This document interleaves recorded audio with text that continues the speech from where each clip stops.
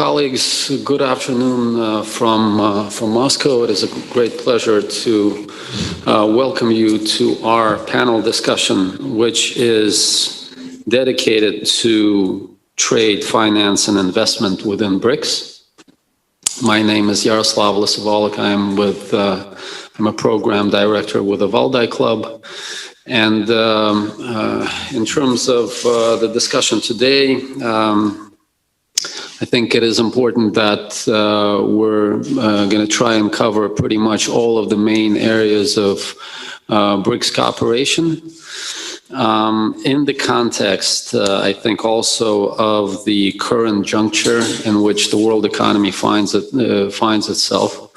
And the BRICS economies are also faced with tremendous challenges. If you look at the progression of the pandemic, clearly the BRICS economies are very much affected, are among the most affected in the course of this crisis, in the course of this pandemic. And accordingly, I think when we discuss some of the longer term trajectories of our cooperation with regard to trade, investment, and finance, we should not be thinking only about the longer term goals, which are clearly very important, but also the short term exigencies of dealing with these very significant challenges. And I think it will be also very important, and this is what I'm hoping to get from our discussion today, is not just a reflection or description of what is happening, what is going on, but also hopefully some policy recommendations, some conclusions with regard to what should be done going forward.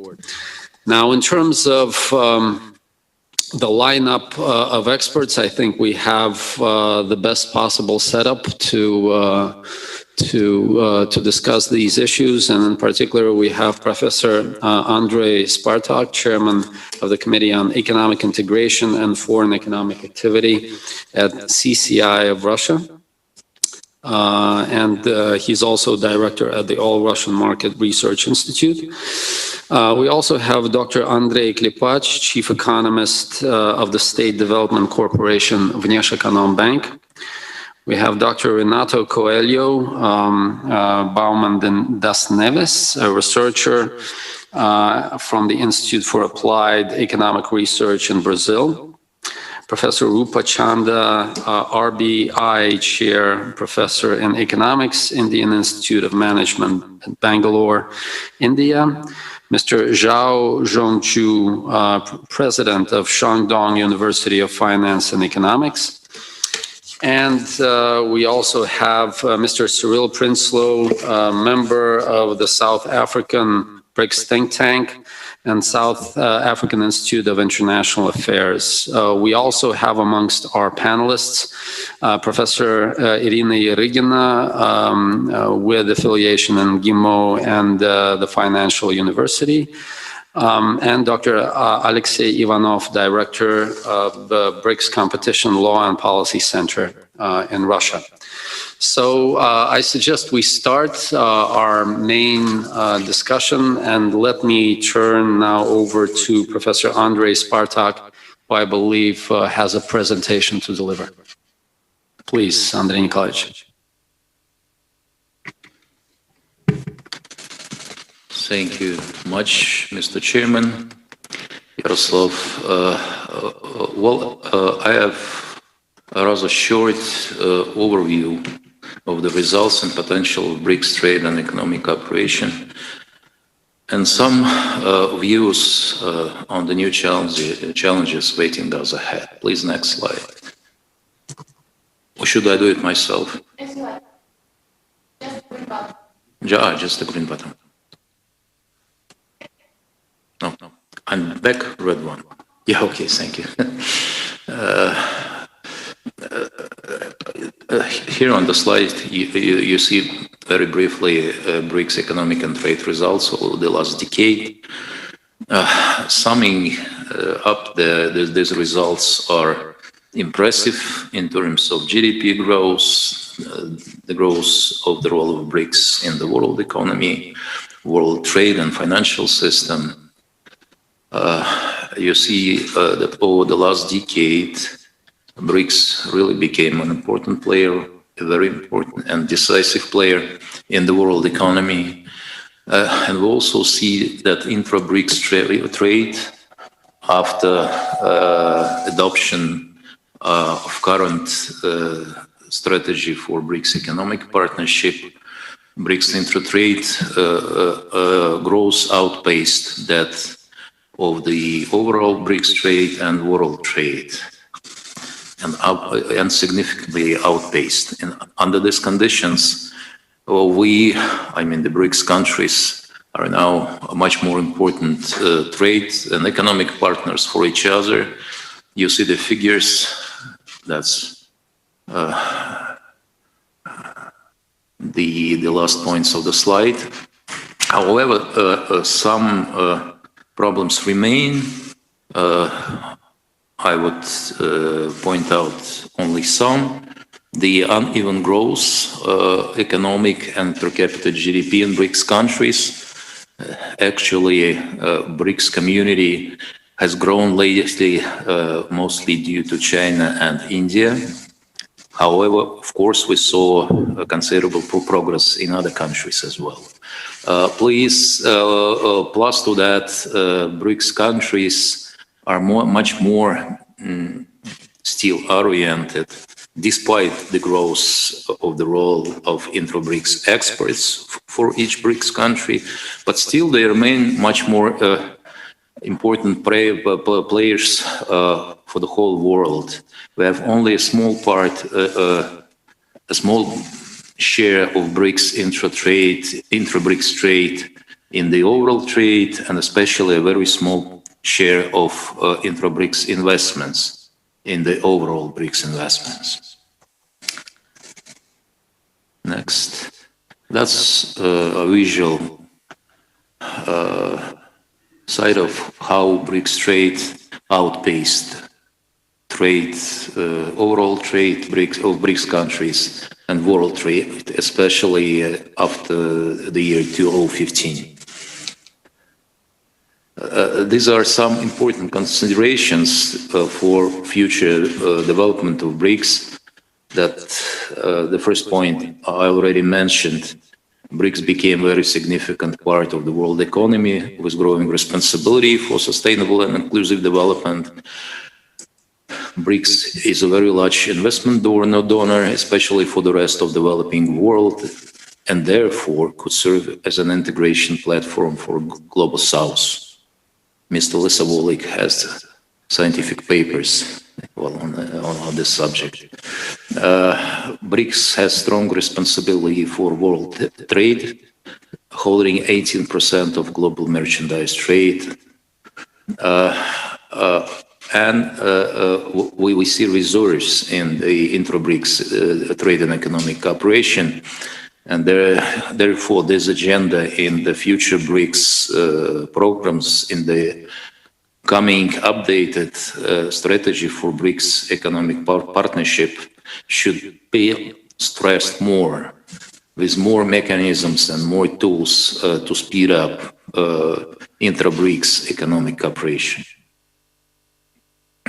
Well, these three slides, these figures were calculated before all the pandemic effects became clear, but still it shows that we have a very big, huge potential, yet unrealized, in mutual merchandise trade. We see that non-energy, non-raw materials trade was about 280, I don't see it from here, $1 billion in 2019, and we'll have an unrealized potential of 175 billion yet. And this potential is calculated according to Introsen model. And actually, the realization of this potential does not demand any super efforts. That's that's actually could be a result of continuous work on upgrading regulations, upgrading infrastructure, but no special efforts are needed. Of course, you see that China holds the biggest part of this potential. These are some goods which obtain the biggest potential for intra-BRICS trade. Now, some short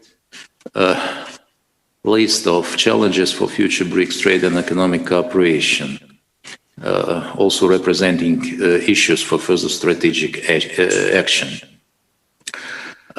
These issues come from our analysis of the implementation of the ongoing, still in effect, strategy for BRICS economic partnership for 2015-2020.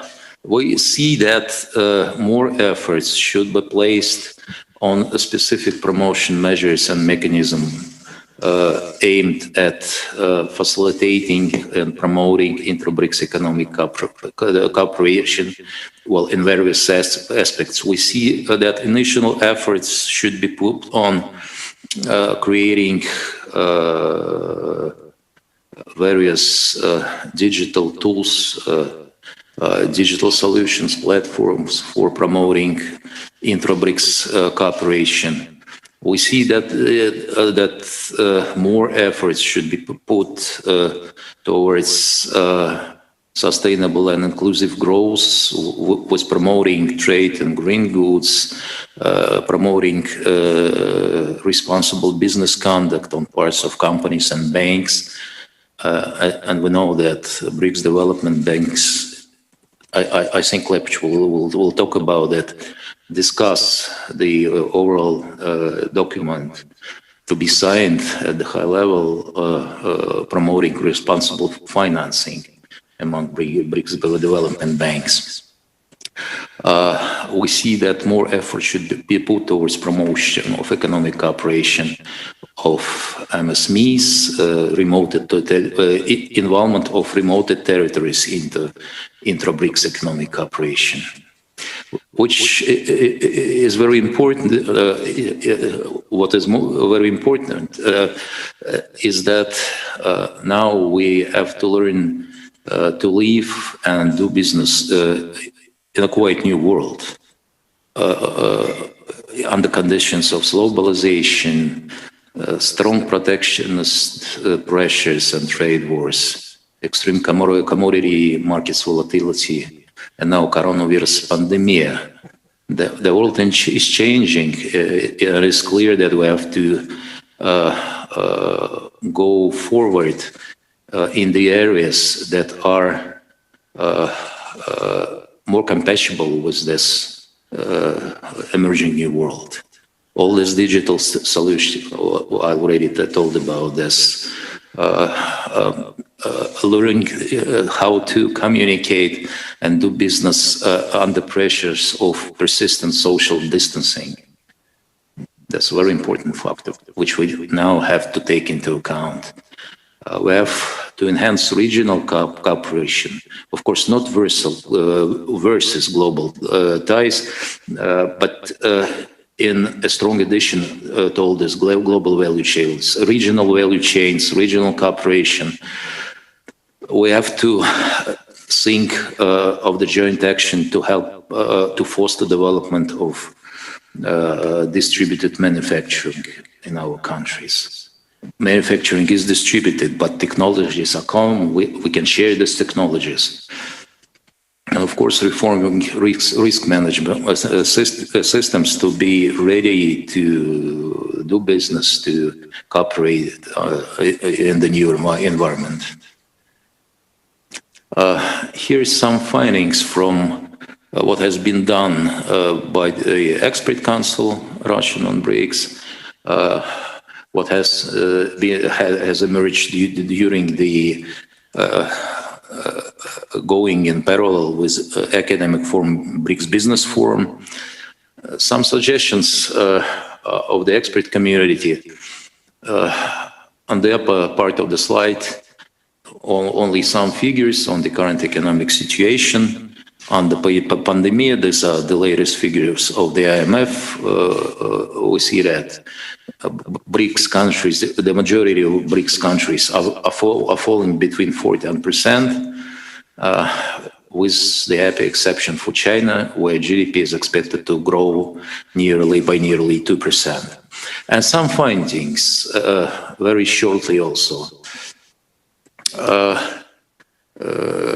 Participants of the business forum of the first session, which I moderated, agreed that by the moment also, and also thanks to extensive exchange of best practices in combating COVID between BRICS countries, among BRICS countries, BRICS countries now are much better fit to fight COVID-19, both on economic level, on medical level, and on the other levels.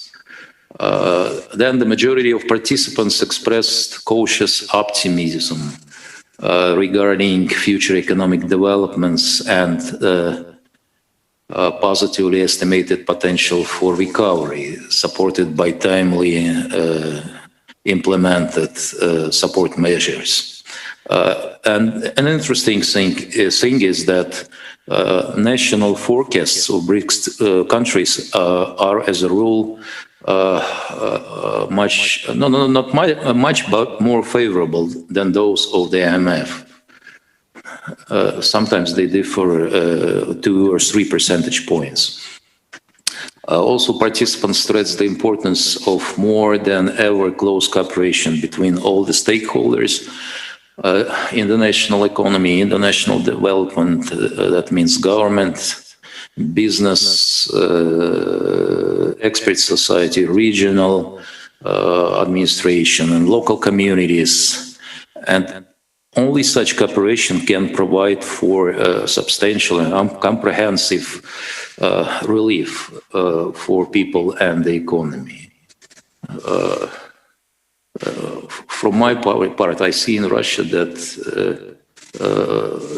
probably never in the history we have seen such close cooperation between business and government in drafting emergency recovery plans. Never. It was very intensive. Also, participants agreed on the importance, and it is very important for us, of the BRICS format in helping individual countries to overcome the negative effects of COVID-19, using financials through new development bank instruments, using administrative tools, using information exchange tools, and trade promotion instruments. And two specific, very important issues for future BRICS agenda, as we see them, are, and they were pronounced very strong during the BRICS Business Forum, are the investment in digital solutions and platforms to help business to communicate and do business under pressures of constant social distancing. And the second one is special focused BRICS efforts to invest more in health infrastructure, especially in pandemic monitoring facilities, all these test kits, testing laboratories, etc. I think it is important and could be part of the future BRICS agenda. That's the main substance of my presentation. If you have any questions, I would be pleased to answer, or in the end of the session. Thank you very much. Yes, I think we'll definitely have the opportunity to discuss some of these issues in greater depth after all of the main interventions. Perhaps Just one follow-up question, if I may, regarding your thoughts on whether it is at all on the agenda, the cooperation amongst the BRICS countries in multilateral institutions. There's a lot of talk about the need to reform the WTO. There is some talk about the need to coordinate policies amongst BRICS economies within global institutions. What are your thoughts regarding this? Is there any scope, any possibility for headway to be made there? Well, I think that this is the traditional BRICS agenda. This agenda becomes even more important on the current hard times. I mean, cooperation and joint standing for securing non-discriminatory and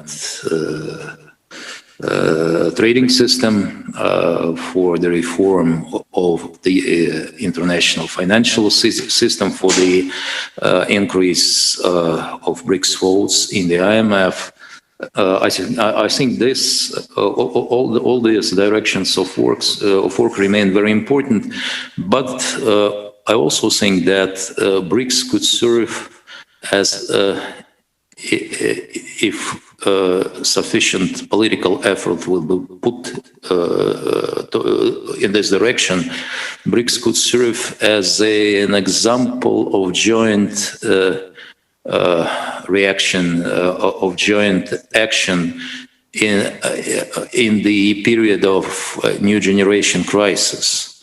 Because we have seen some serious deficits on part of the international community in reacting on COVID-19, and BRICS is the positive example, because BRICS mobilized and used all the possible tools to help individual countries, elaborated some specific tools to fight COVID. I think this is very important, and BRICS efforts in this direction could pave the way for wider international action. Thank you. Thank you very much, Andrei Nikolaevich. Let me now proceed to the financial issues, if I may, and on that count, I'd like to now give the floor to Andrei Klipach, the chief economist of Vneshekonombank, Russia's main development institution, and get his thoughts about the prospects for BRICS cooperation in the financial sphere. Please, Andrei Nikolaevich.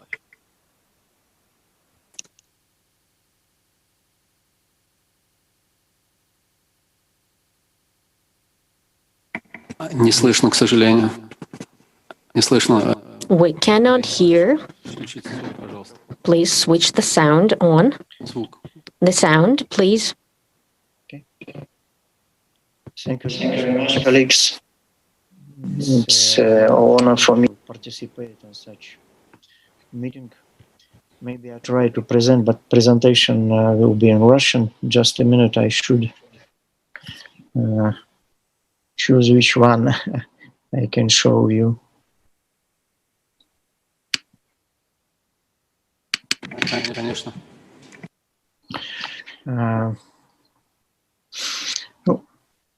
All institutions of development, despite any turbulence in the world economy or COVID lockdown impact, should implement some anti-crisis measures which are common from our point of view. It's infrastructure project, it's a mechanism of guarantee, web RF, like a state corporation, of about 0.6% of GDP, guarantee for lending on credit for small and medium-sized business, program for supporting employees on enterprise and so on. And it's also some measure for support export and like credit resource. because the task of development plays its role as in a situation of crisis, as generally in our agenda or mission of Institute of Development. But what we can also note, like some maybe new approach, it's focus on so-named green finance. Внешэкономбанк or Web RF now also start to test what can be not green project and how we can support such product as in our domestic market, or maybe involve world finance for green project in Russia. We prepared our methodological base, our taxonomy, what we can test like a green project, and now try to offer maybe for other institution of development elaboration of some joint platform or some joint approach, what can be a green project, and maybe it will be a really good platform for cooperation. It's not only green finance, but it's what now can be named like SDG behavior, and Web in cooperation with OSR's Center for SDG Investment, SDG Behavior, proposed our own principle, and I think it also can be some platform or space for cooperation between Institute of Development of BRICS to make our joint principle of SDG behavior for BRICS country, for BRICS bank, because OECD have its own principle and standard. What also concerned not only COVID situation, it's out of COVID, it's a problem of climate change. The situation really very popular to discuss now, and we try to test project in Russia now, not only from the traditional point of views, what will be a contribution for economic development, what will be a so-named principle or factors for bank securities for this project, but also what will be its impact on climate change and so-named carbon emission. It's only in the beginning of such project, but maybe we can go for this way together and share our experience, because every country have its own methodology how to estimate not only carbon emission, but also a so-named net carbon emission with estimation of absorption by forest and some other natural factors. Russia now doesn't have such national methodology, but we are working with our Ministry of Ecology and National Resource, and I think maybe we also can launch next year such methodics and take it into the account in our project supported by WebRF. What are very important for web. Maybe it's our particular focus of development. It's a so name a modern urban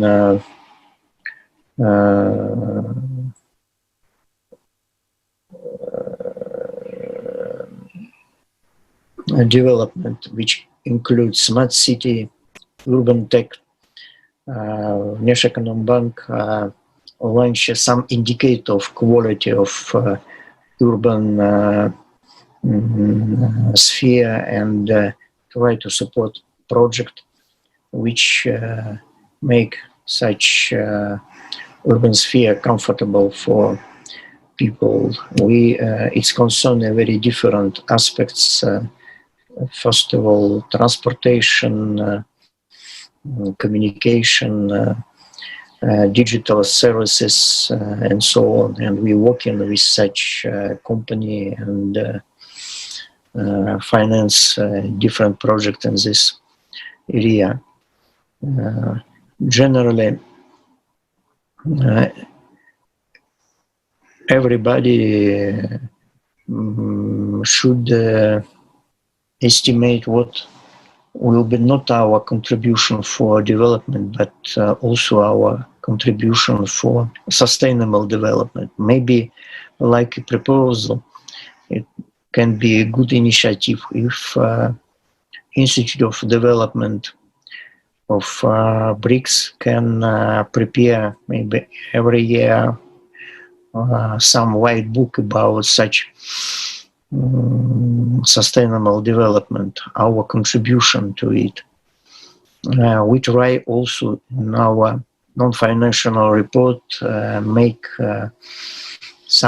present some analysis what will as a contribution of WebRF for realization of goals of sustainable development.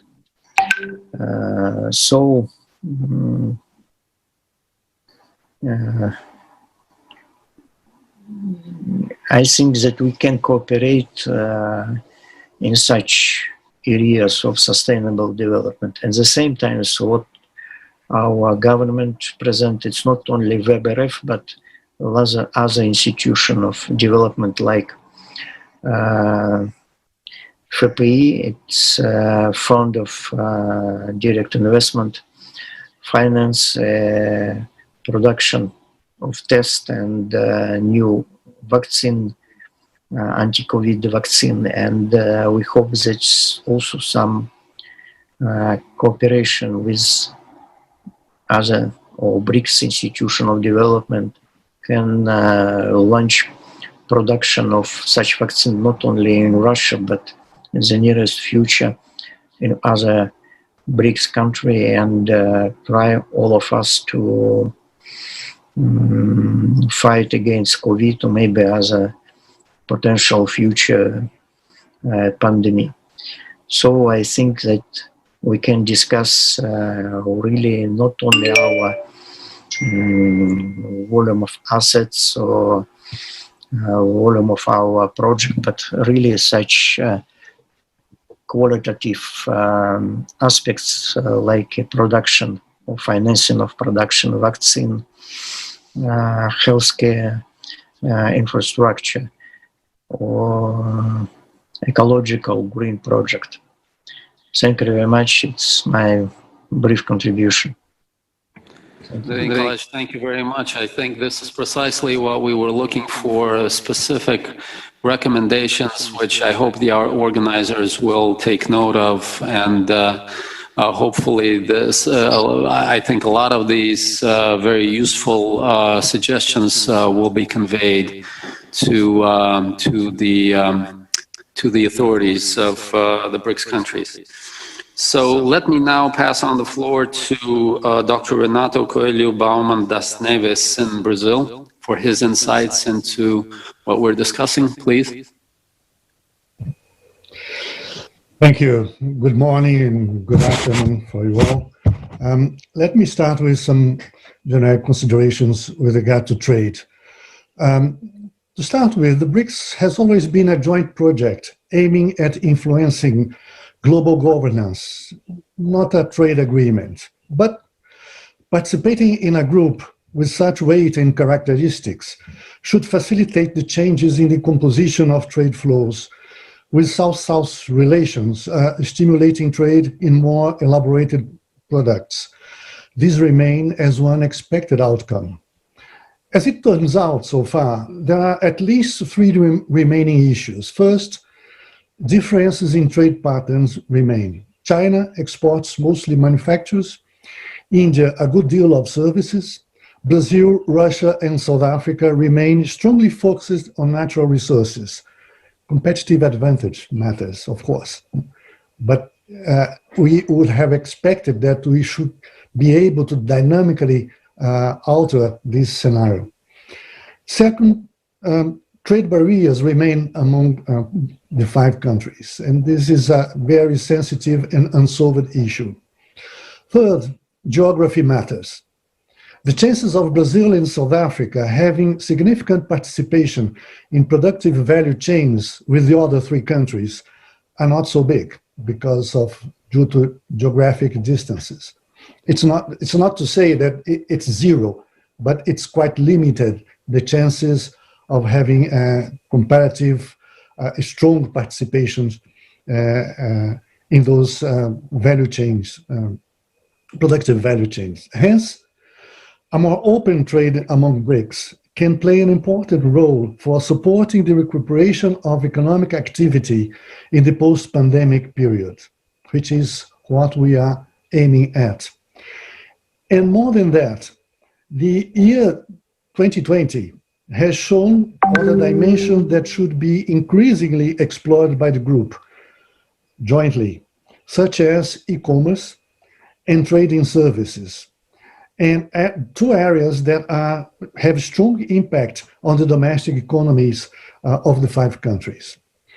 Therefore, more open intergroup trade, more trade in services, and more fluid e-commerce should be part of the BRICS agenda in the coming years, as well as, of course, the efforts to reinforce the World Trade Organization, the natural locus for the negotiations that have not been taking place within the group, for the sensible impact that they might have, preference might have in the most preference nation, etc. Now, with regard to investment, the remarkable novelty of recent years, as far as capital flows are concerned, is the unprecedented Chinese investment abroad. A good deal of it has to do with the Belt and Road Initiative, of course. And in this sense, and as far as the BRICS the BRICS group is concerned, there should be a stimulus to the productivity of some BRICS members, but it's not quite clear to the net effect that might take place on the relative competitiveness of Brazilian and South African products, for the simple reason that those 2 countries are geographically distant from the Belt and Road land and sea corridors. So this initiative might impose differential or different competitiveness among the 5 countries. This is an issue to take into consideration. The role played by the New Development Bank in providing resources for projects is remarkable. In no more than 5 years, the cumulative financing commitments by the bank are worth about $21 billion. It is expected, therefore, that the bank plays an increasingly important role in the financing of infrastructure in the 5 countries in coming years in a sustainable way, in a different way of the traditional other multilateral agencies. That's the basic reason for the very creation of the NDB. But a related dimension, as far as investment is concerned, is the investment agreements. There are intense debates going on at the WTO, OECD, and elsewhere to try to reach a widely accepted basic template for such agreements.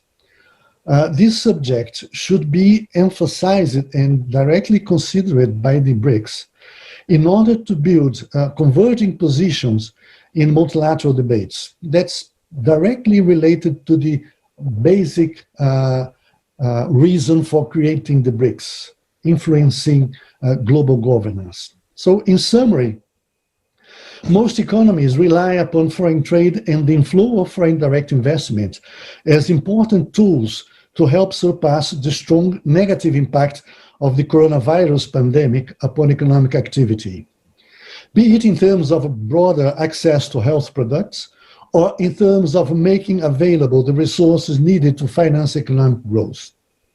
Being a BRICS member means to have access to a potentially powerful tool to foster economic growth and development. It is a matter of aligning expectations and action by the 5 partners in one same direction in order to promote economic development, complementarity among them. Converging trade and investment policies are central to that matter. What I wanted to bring for the discussion is the overall need, or the need for an overall converging set of issues and purposes that the 5 countries should take into account. A number of issues in the overall scenario, international scenario, and to the extent that the 5 countries can build common policies, that goes directly in the direction that is desired, the capacity to influence global governance. And I thank you, Mr. Chairman. Thank you so much for these insights, and I think particularly the point that you made regarding the need to discuss the template for investment agreements. I think this is clearly something that is very relevant. And I think generally the BRICS could target, in terms of their coordination, those areas where there are gaps in global governance.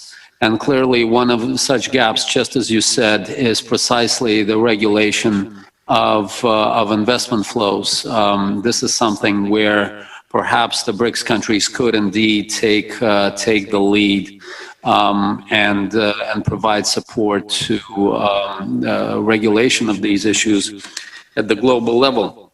Let me now proceed with further discussions on these issues to India, and I will now pass the floor to Professor Rupa Chanda for her insights. Please.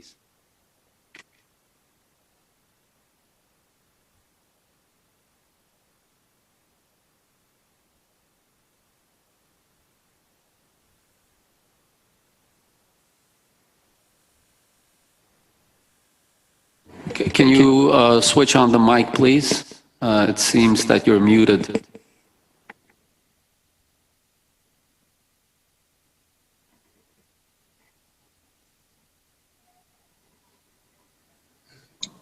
Can you see my screen? Yes. Yes. Okay, fine. Thank you. Thank you. Good. Can you see my screen though? We can see you. We do not see your presentation. We're talking about the presentation. Can you? Okay. Can you see it now? We can. Yes. Okay. All right. Thank you. Good afternoon, everybody. And I'm very grateful for this opportunity to share some perspectives. In a way, what I'm going to say very much follows on from the previous speaker's thoughts, because I wanted to highlight particular gaps or areas where I think the BRICS could focus in future. So the way I've structured my presentation, just very briefly on some of the initiatives and achievements to date, and then using some of the evidence around outward trade and FDI flows, where these opportunities might lie, and then specifically within these, what could be some possible avenues for cooperation. So very quickly, since I think this has been discussed, we've seen a lot of themes for cooperation, what one finds is very broad sort of thrust areas. I think the time has come in the next 5 years to really do a more deep dive analysis into some of the sectors and to identify specific barriers which might be actually holding back intra-BRICS engagement. Because as mentioned earlier, actually the level of internal and intra-BRICS engagement is quite low, and it's primarily driven by China. It's a very asymmetric sort of engagement. So if we look at most of the achievements, they're primarily about institutional achievements. So the creation, for instance, of the new development bank, the regional center, a lot of the projects that have been mentioned primarily in the energy and infrastructure areas. And this is just a sample of some of the projects. I think there is a lot that could be done with regard to diversifying some of the areas where these investments could go. I'll talk about that later. And then, of course, on the macroeconomic front, the sort of financial safety net and the currency swap arrangements, as well as the exchange of information for macro and financial cooperation. So these are some important achievements. Business cooperation, this was also talked about the BRICS Business Council and Business Forum, exchange of information, best practices, working groups that have been set up. I'm just going through this very quickly. Customs cooperation, I think, is an important area. There has been some progress on this.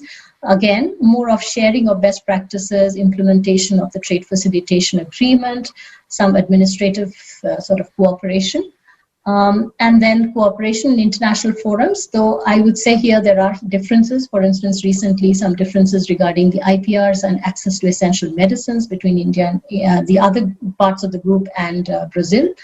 But overall, yes, there has been some effort as a coalition to try and influence and to reiterate the support for the ongoing Doha round negotiations, conclusion of the round, and then a lot of other cooperation in the area of education, in people-to-people exchange, etc. Now, what I would like to drive at is that if we look at the evidence, there are areas here which have perhaps not been talked about enough or talked about very broadly. So first, I would focus on services, actually. And it's not just because from the Indian perspective, services are important. If you look at the growing importance of the BRICS in global services GDP, it has been rising. And actually, there is a little less asymmetry when it comes to services, especially if you look at the subsectoral level as opposed to in manufacturing. So that's one reason I highlight services, because I think you can find more complementary areas, and there are many more barriers which would need to be addressed through regulatory cooperation. So this is a prime area for the next 5 years. And this, if you look at the structure of GDP of the BRICS countries, again, services is the dominant sector. So therefore, there has to be much more of an engagement in services. And many of the things that one's talking about, like the digital economy and fintech, etc., will require service sector cooperation. Then if we look at exports of goods and services, again, a lot of asymmetry with dominance by China. But again, if you look in terms of services, you'll find that while this is not true in the case of Brazil and South Africa in particular, but there has been growth in exports, there is growth in imports, and of a sizable, not as much of a asymmetry when you come to services, especially between India and China, and also in the case of Russia. This becomes more evident if you look within the sectors, because you find different subsectors that are of relative importance in the different BRICS countries. So what I'm trying to drive at is that maybe there is more scope to explore complementarities within the grouping in the service sector. And China is actually becoming a very important destination market for services exports as well. China is a big exporter of services and importer of services. If we look at the subsectors, this is what I wanted to highlight. Travel comes out. Travel and tourism, this has been talked about earlier, but this is, of course, of common interest to all the countries. Growing outbound as well as inbound tourism. For some countries like South Africa, it's extremely important. Computer services and other business services. This is another very important area with a variety of services within it. And you do have some of the BRICS countries being competitive in certain segments. So this is the sort of deep dive that one has to do for the next 5 years to understand where these competencies lie. Transport, I have highlighted in a lighter color, but transport is also important because it's a significant chunk of exports of the BRICS countries. And though it's not been growing for all of the countries in relative importance, but I think this is another area of mutual interest because of its linkages with manufacturing trade. Construction is another important area given the significance of infrastructure. So, and we know that some of these sectors are important in outward investments as well as inward investments within the BRICS countries. So these are some prime areas: transport, travel, construction, computer, other business services. And if you look at the import side of the picture, you find that there is complementarity. These are also important in the imports of many of the BRICS countries. Again, similar ones are coming out here, which means that there is a potential here for both export and import. There's a two-way potential in many services, and we need to look into these more closely to identify where the barriers are. And here I've also put the revealed comparative advantage just to highlight the fact that you have different countries within the BRICS having different competencies across the services. While India may stand out in computer and information, other business services, well, some countries have it. Construction, again, two countries, China and Russia, have greater competitiveness in that. So therefore, there is less of an asymmetric engagement possibility within the service sector if we can identify what those areas are. Similarly, when you look at FDI flows, again, this is overall, but again, importance of inward as well as outward FDI among some of the countries within this grouping suggests the potential for complementarity of interest in the FDI flows as well. And again, if we look at it from intra-BRICS engagement point of view, I think the services thing comes out very strongly. Here I've mainly put the Indian perspective. And what we are finding is that for India, the main partner country is really China within BRICS. So that's the asymmetric sort of dependence. But when I look at services, the relative importance of Brazil, Russia, and South Africa is quite comparable to that for manufacturing. So from the Indian perspective, there's a lot more scope to actually look at services sector exports to the BRICS countries. And as I identified earlier, there are a lot of complementarities. So for India, it could be exports of professional and other business services. So we have to really see whether there is scope to grow this particular sector and which segments within it. In terms of FDI flows also, similarly, we find both the secondary and the tertiary sectors have tremendous scope. And here, what is quite striking is that China is such an important outward investor. But if you look at China's FDI in India in recent years, it's not been as big. Of course, there are a lot of political and other issues, but there's a lot of scope for startup funding, PE investments. There is funding coming in through other routes, but the scope is much greater, especially given that China is such a big investor in the world. And if I look at the sectoral breakdown again from the Indian perspective, there are several within the tertiary sector: construction, distribution, transport, storage, information communication, financial and insurance. And many of these are important outward FDI sectors for some of the BRICS countries. So again, what I'm highlighting here, if I even just take intra-BRICS engagement and the Indian perspective, there's a lot of scope for exploring complementarities. Another perspective I want to bring in is the global value chain linkage and the embeddedness of services within manufacturing. So we know that increasingly a lot of manufacturing exports and value added have services within them. And here, what I've highlighted is that the services component within manufacturing exports is around 25% or so. So if we look at the foreign versus domestic component, it's not that large. But again, if we have more investment in the service sector, there is much greater scope for actually services to get embedded within the manufacturing exports of the BRICS countries.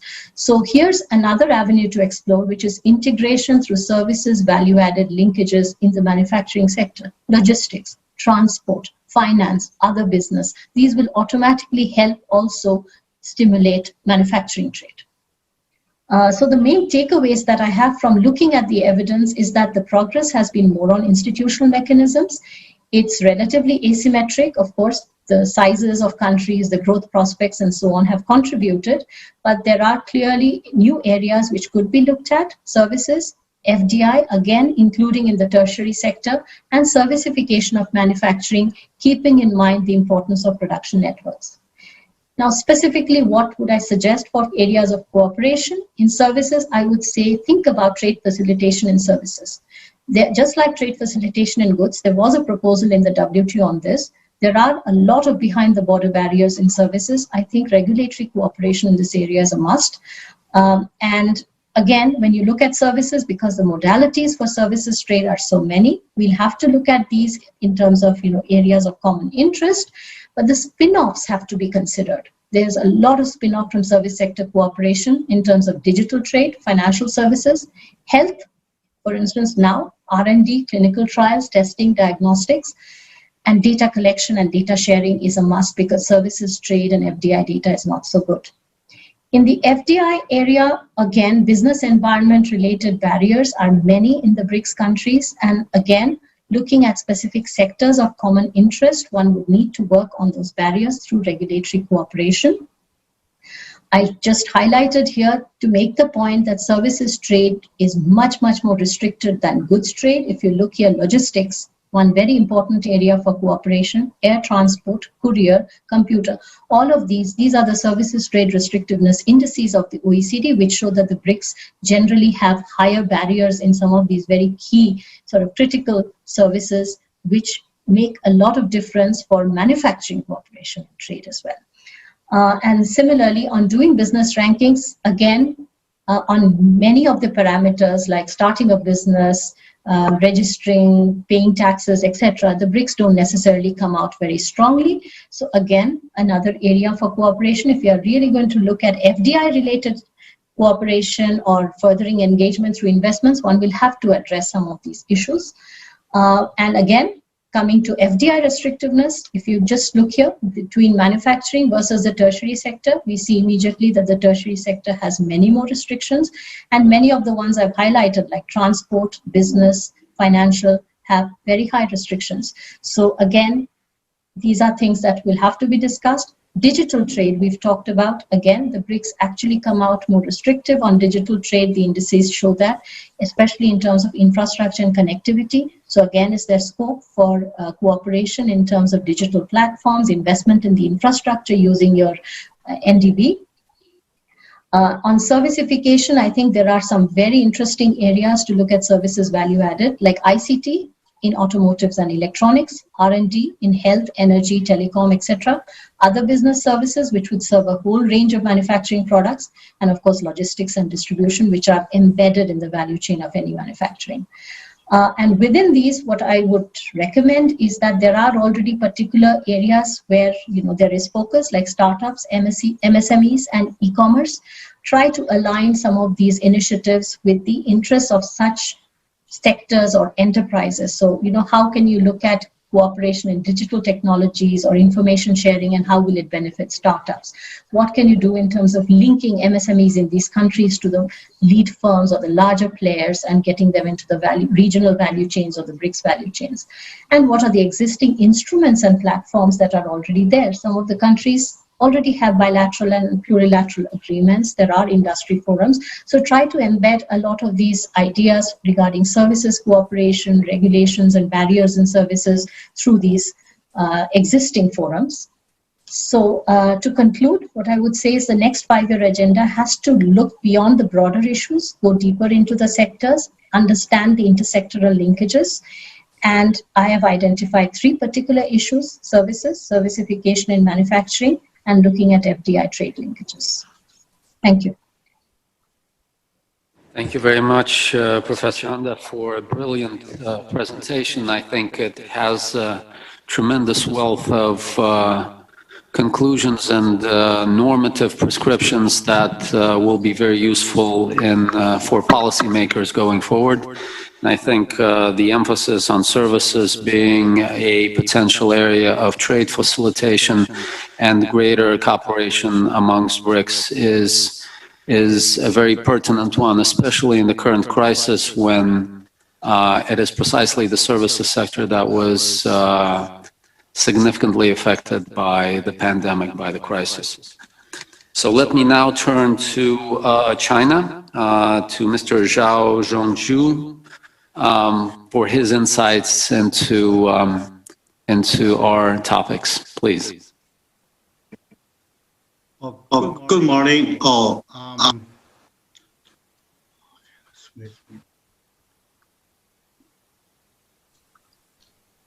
We can see the presentation. Thank you.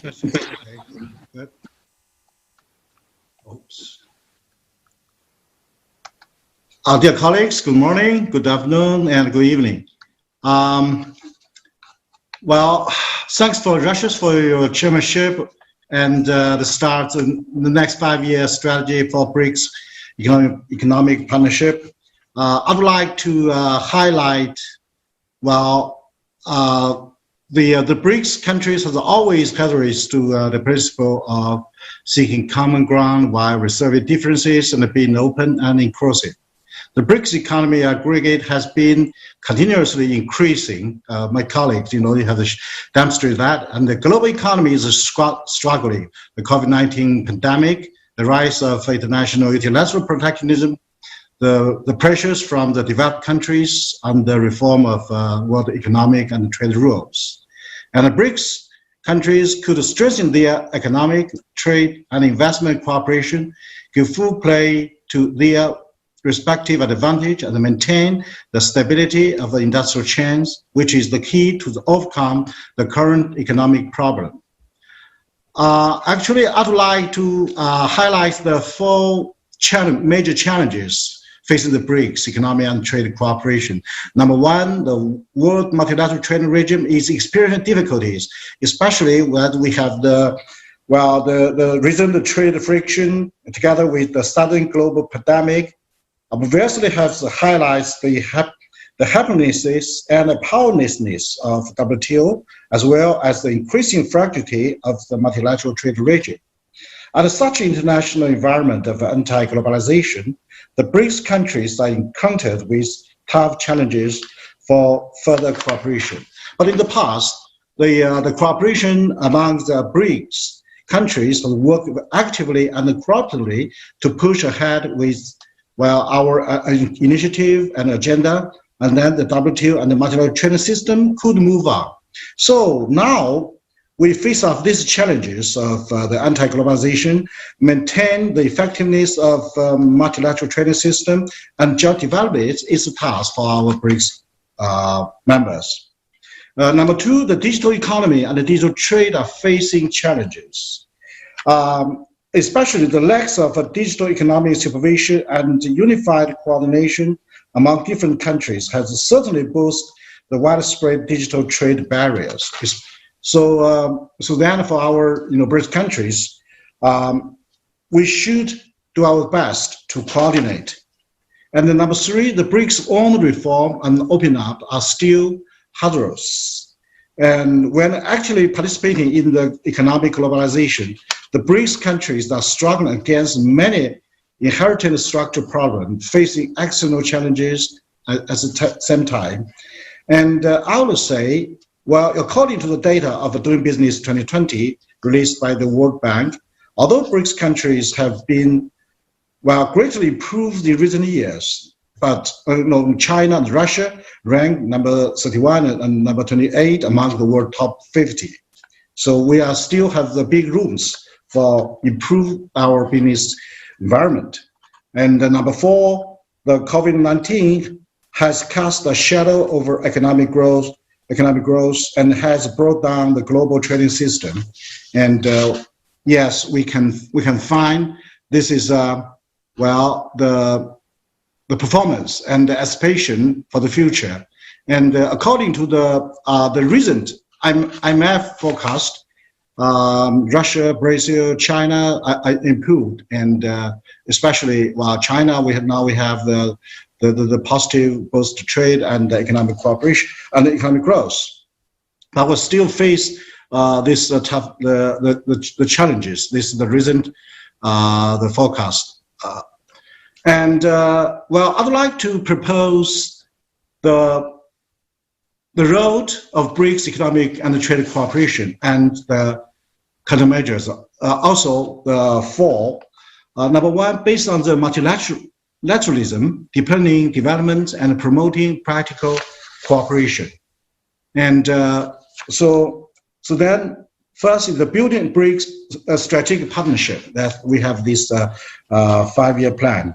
And the BRICS country need to build a closer strategic partnership and give full play for the BRICS, the strategic leading role in developing global relations under the framework of WTO, G20, UN, and other multilateral mechanism. And China proposes the Barrel Initiative Plus, while extensive to the BRICS Plus. And then adhering the multilateralism and improving global governance.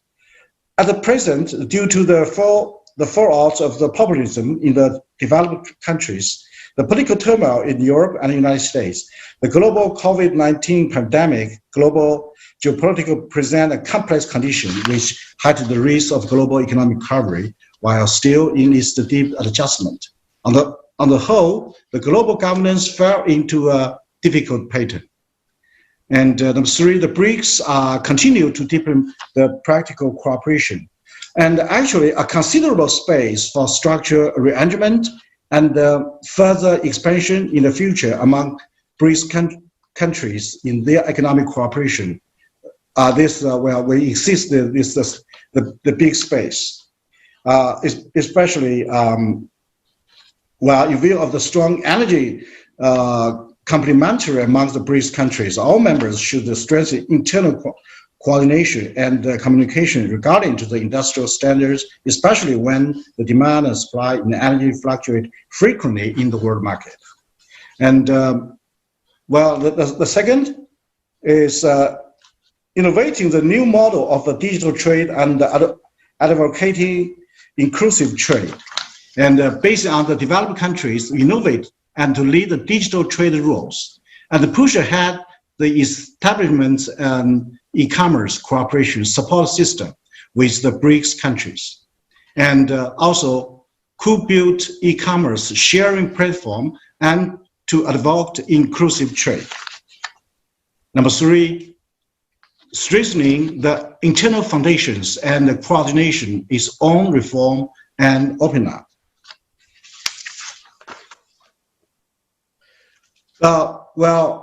Also three issues, sticking to enhancing the level of trade investment facilitation and better the business environment.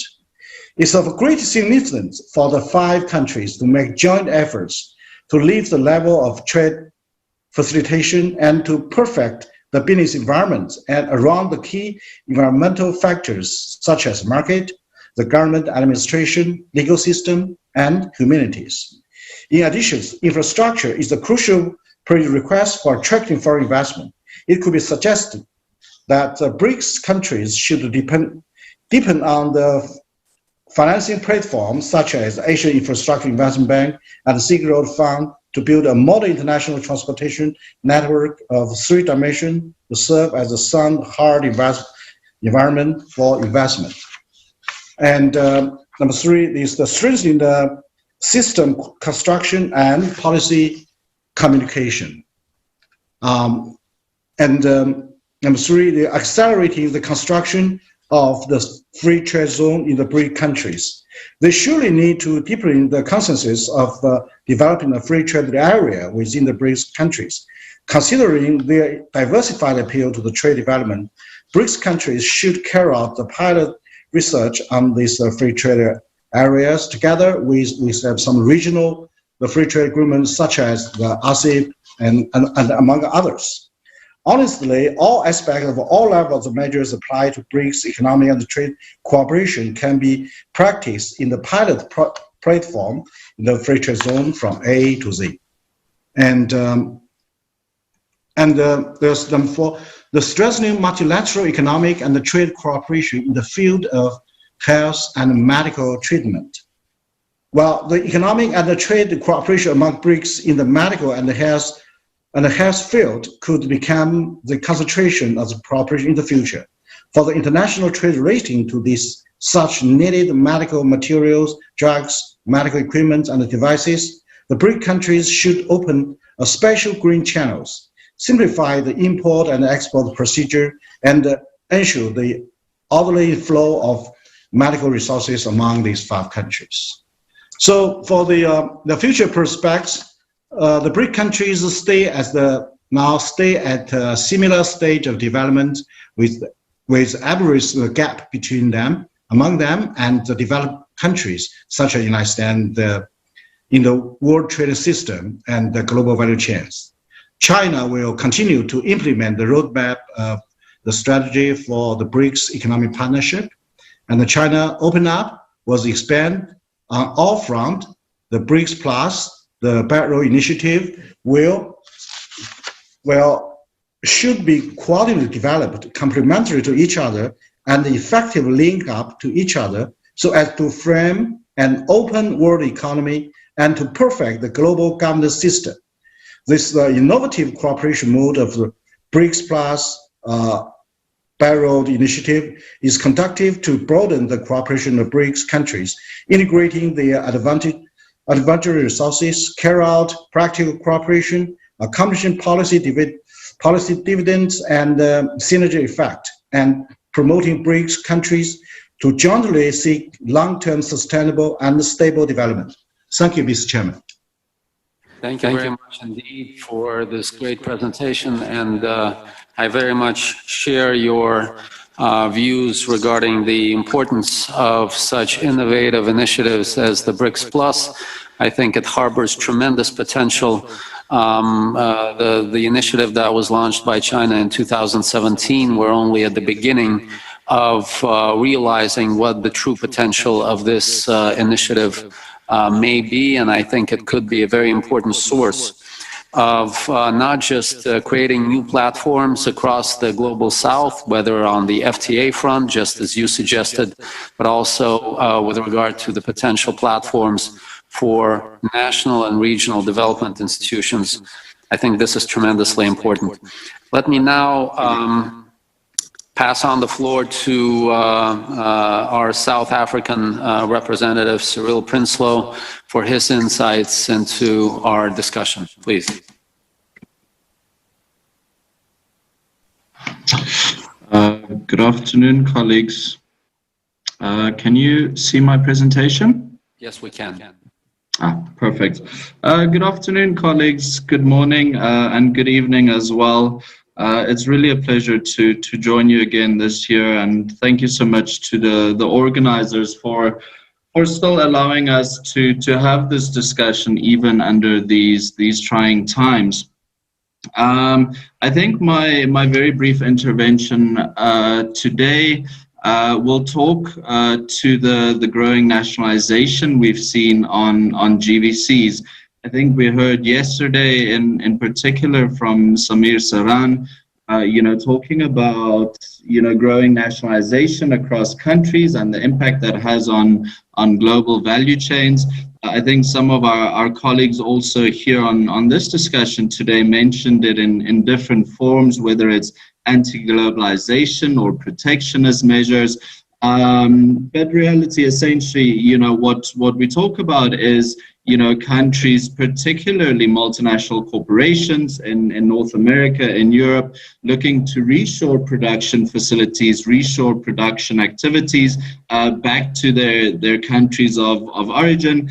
And as I'll share with you in a second, I think this will have a disproportionately negative impact on the BRICS, other emerging markets, developing countries.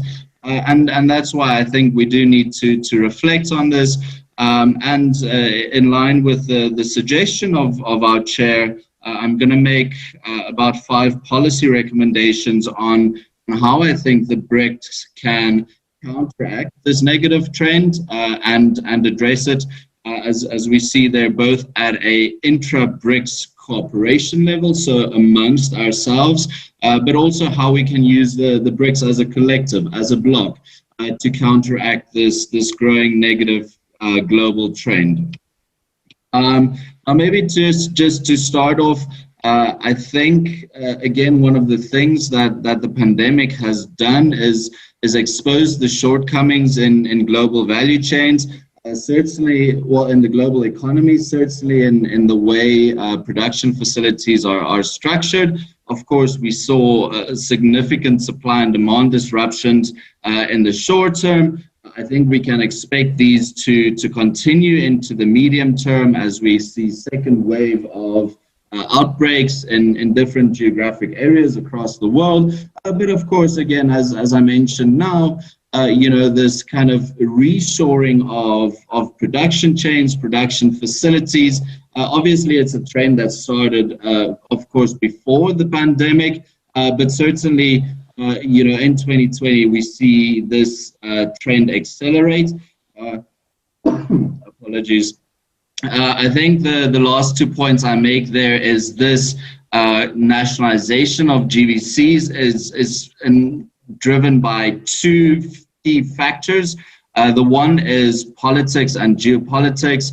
As I mentioned earlier, governments in North America, in Western Europe, in Europe, in order to counteract the geoeconomic shift from the west to the east, they're encouraging their firms to reshore production back home for various reasons. But then, of course, for businesses as well, in order to mitigate risks, which clearly long value chains have, as we've seen throughout this pandemic, they try to shorten these production chains. So just quickly, as I mentioned earlier, why I believe this will have a disproportionately negative impact on the BRICS and other developing countries. If we look at this map, it shows from which areas those production activities will be reshored from. And as you can see, so that's the red shaded area. Of course, the BRICS are all within this red shaded area, but equally large parts of Asia, Africa, South America.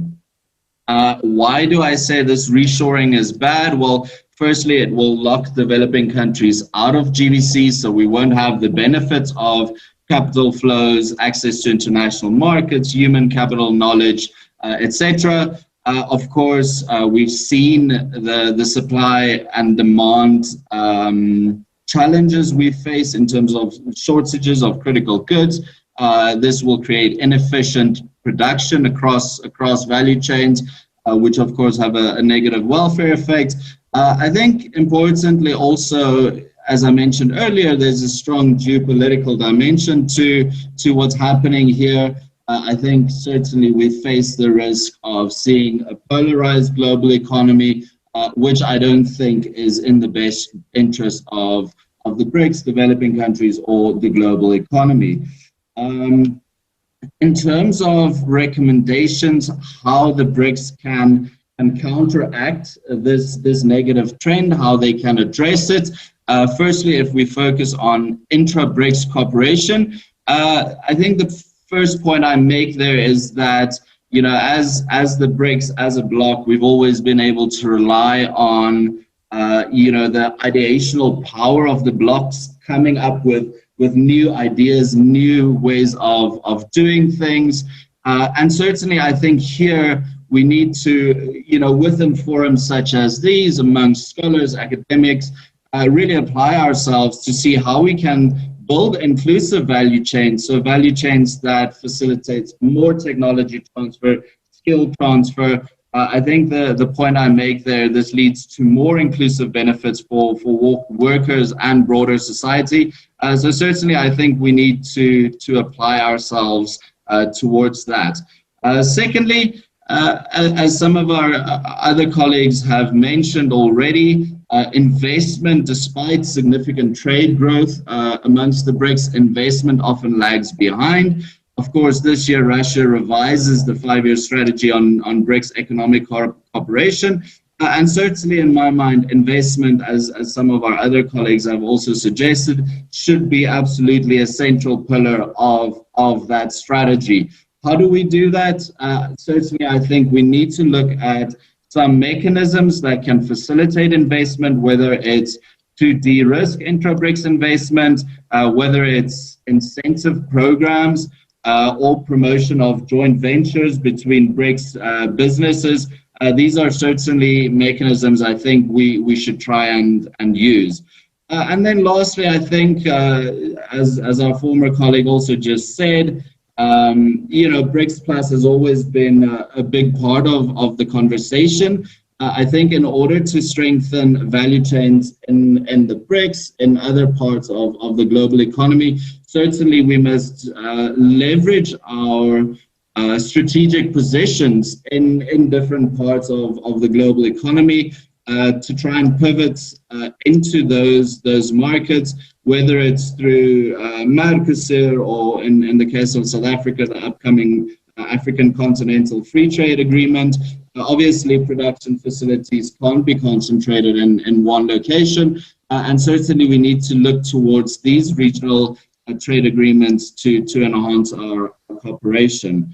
And finally, colleagues, my last 2 points, as I mentioned earlier, and some of our other colleagues have also mentioned this, that certainly one of the key assets of the BRICS in the past has been leveraging our collective power, our power as a bloc. And the first point I make there is, again, we should leverage this to promote rules-based multilateral trade. Again, as some of our other colleagues have mentioned, this is nothing new. This is something that the BRICS have been doing consistently over the last 10 years. But certainly, as I suggest there, as geoeconomic shifts are underway, we must try and leverage this power in international governance institutions to minimize disruption and uncertainty in these institutions and in the global economy. And the final point there, colleagues, again, I think given the nature and the structure of our economies, we haven't always agreed on specific issues within the WTO, which I think is perfectly fine. I think one of the things we've always been able to do as a bloc, however, is coalesce around key principles of the WTO.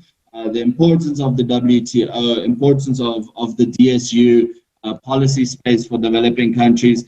Again, as we experience these geopolitical and geoeconomic shifts, absolutely important that we reaffirm our commitment actively for those issues. I also highlight the point around intellectual property. Again, if COVID-19 has shown us anything, it's the importance of developing countries accessing IP for critical medical technologies, medical advancements. And finally, the point I make there is, again, something I think the BRICS need to coalesce around is the need to safeguard policy space for developing countries in the WTO. I think for most developing economies, it's pertinent to promote industrialization, promote structural transformation of our economies, and we can't do that without the necessary policy space. So, colleagues, I think that's all from me for now. Thank you so much. Thank you very much indeed. And I think your point regarding leveraging regional markets and regional cooperation is something that I think is very relevant and very important going forward. At this stage, we have very limited time space, and we still have 2 speakers. So I would ask them to limit their intervention to around 3 minutes. First, Professor Irina Irigina, please. Thank you very much indeed, Mr. Chairman. Dear colleagues, I'm extremely happy just to greet you all here online and offline. It's the pandemic period, and as let me remind you of the saying, that we cannot influence the way of blowing the wind, but we can control our sails to reach the goals. And the goals are just the better living of our people. That is the aim of any government, of any country. And my idea is just to suggest some new vehicles to accelerate the developments concerning strengthening our cooperation. And that will help us to re-engineer the international developments and meet new challenges, cyber background including. So the goals of sustainable economic growth and successful production will be easily just reached in different global projects and multilateral participation in different spheres by setting up strategic ecosystems. and it will help to manage global risks just in the country and within BRICS, and with cooperation of our partners and BRICS. So I would like to mention that any country, and we are all in the process of reaching sustainable development goals, and any country has its own priorities.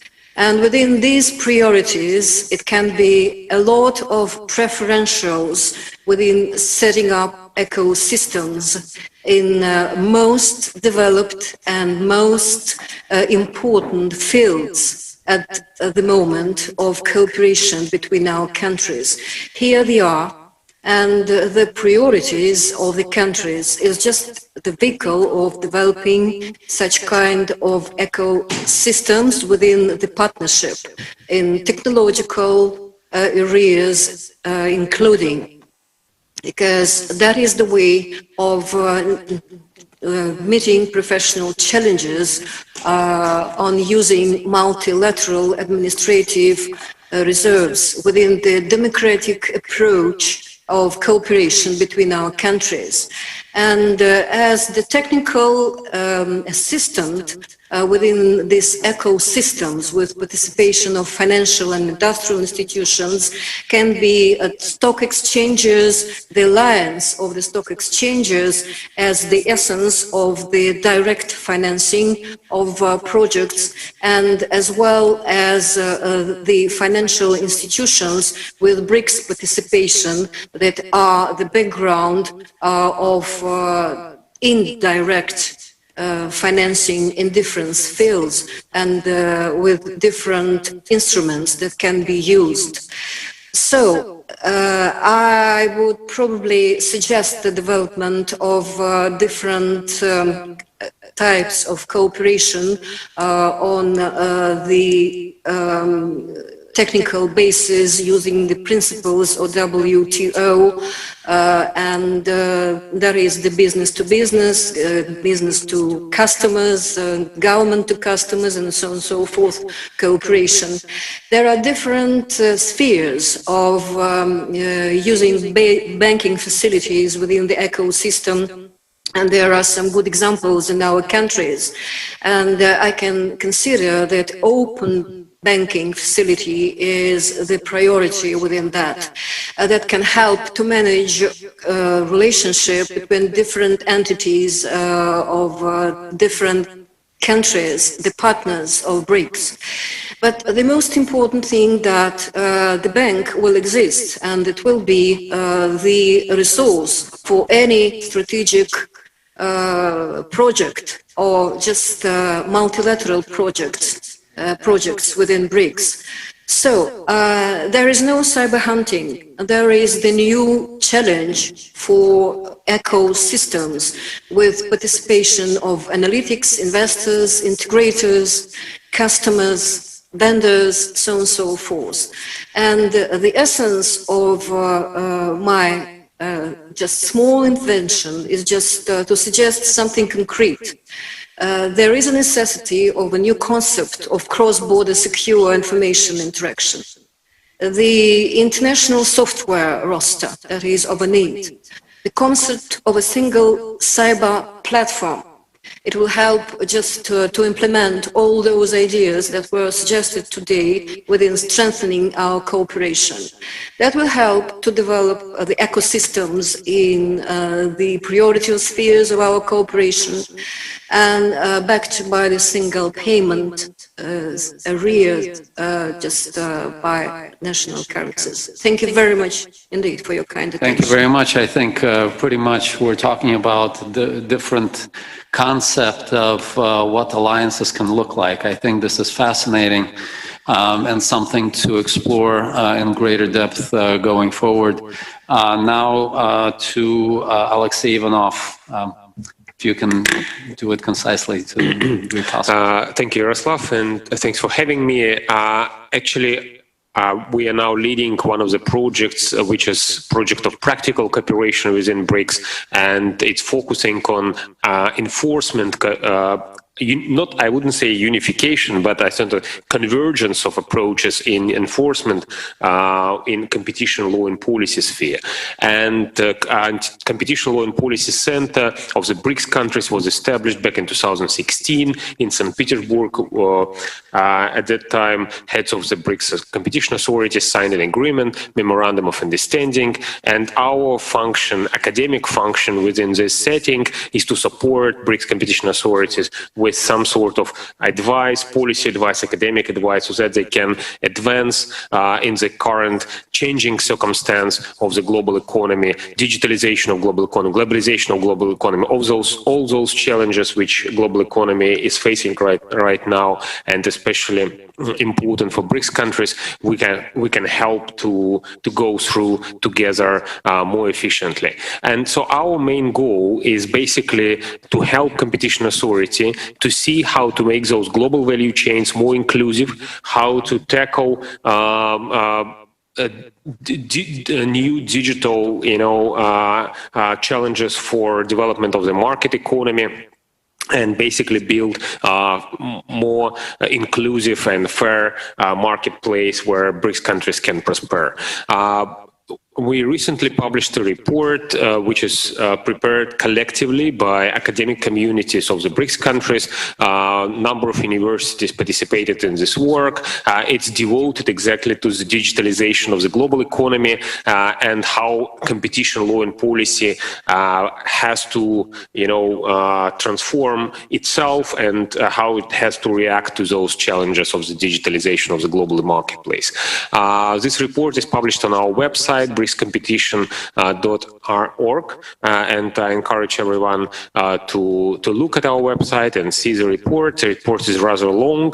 We're now working on an updated version, which would be shorter and more comprehensible for general public rather than specialists in competition law and policy. But the main ambition of our work is pretty much resonating to the presentations we heard today. We looking for opportunity to adjust antitrust tools, competition law and policy tools, to make the global marketplace and BRICS cooperation more inclusive, more sustainable, more productive, to considering all those new trends, quite disappointing trends in the development of global economy against pandemic and nationalization and all other challenging events happening right now. So my final point would saying that this competition, academic community in competition law and policy sphere is already existing. So we're working together for more than 5 years.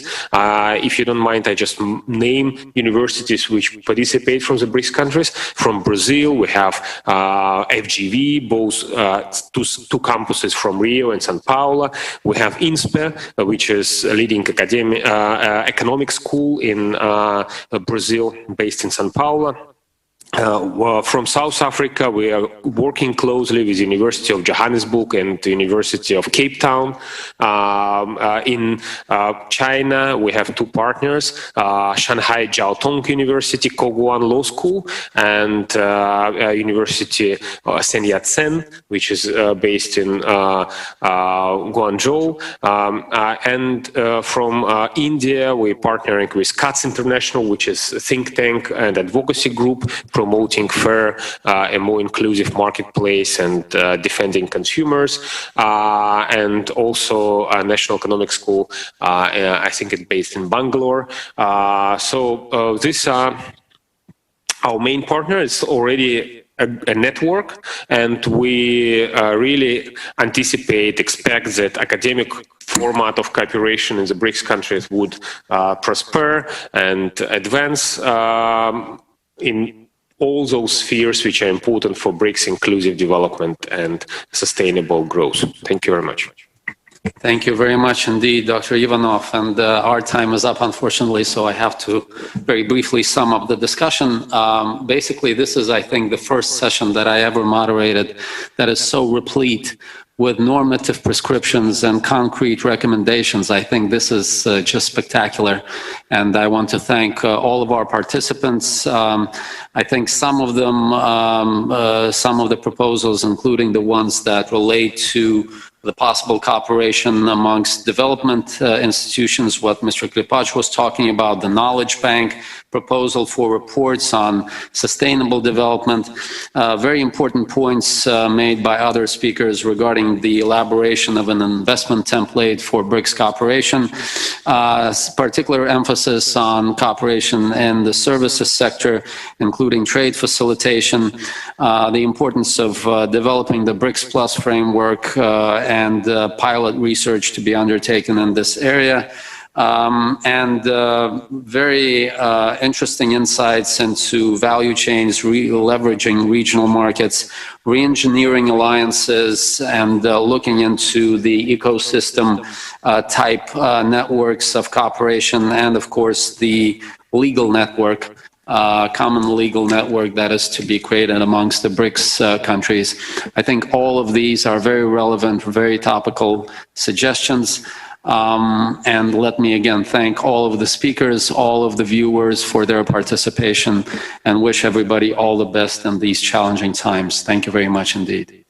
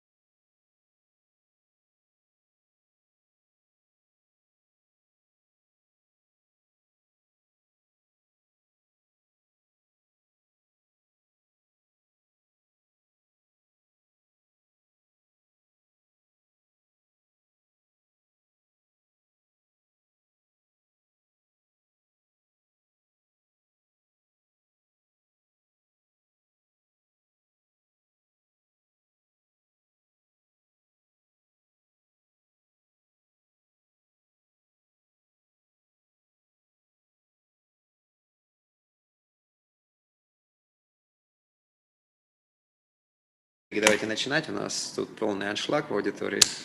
Ну, ничего страшного, я думаю, что мы справимся. So, dear colleagues, it's my great pleasure to present the distinguished set of panelists for the today's session about energy innovation and development. So I'm expecting quite a bit of insights at the topic on the radar. And just yesterday, President of Russian Federation, Vladimir Vladimirovich Putin, spent quite a bit of his time during the discussion at the Valdai Forum, talking about energy, energy transition, and international technical cooperation. I also would like to mention that a few days ago, the Brics Energy Report, Technology Report has been published. I'm sure that quite a bit of you already seen this book. And I would like to express my deep gratitude to everyone who worked on this report, primarily to the representatives of the countries and the expert community. Can we show a couple of slides?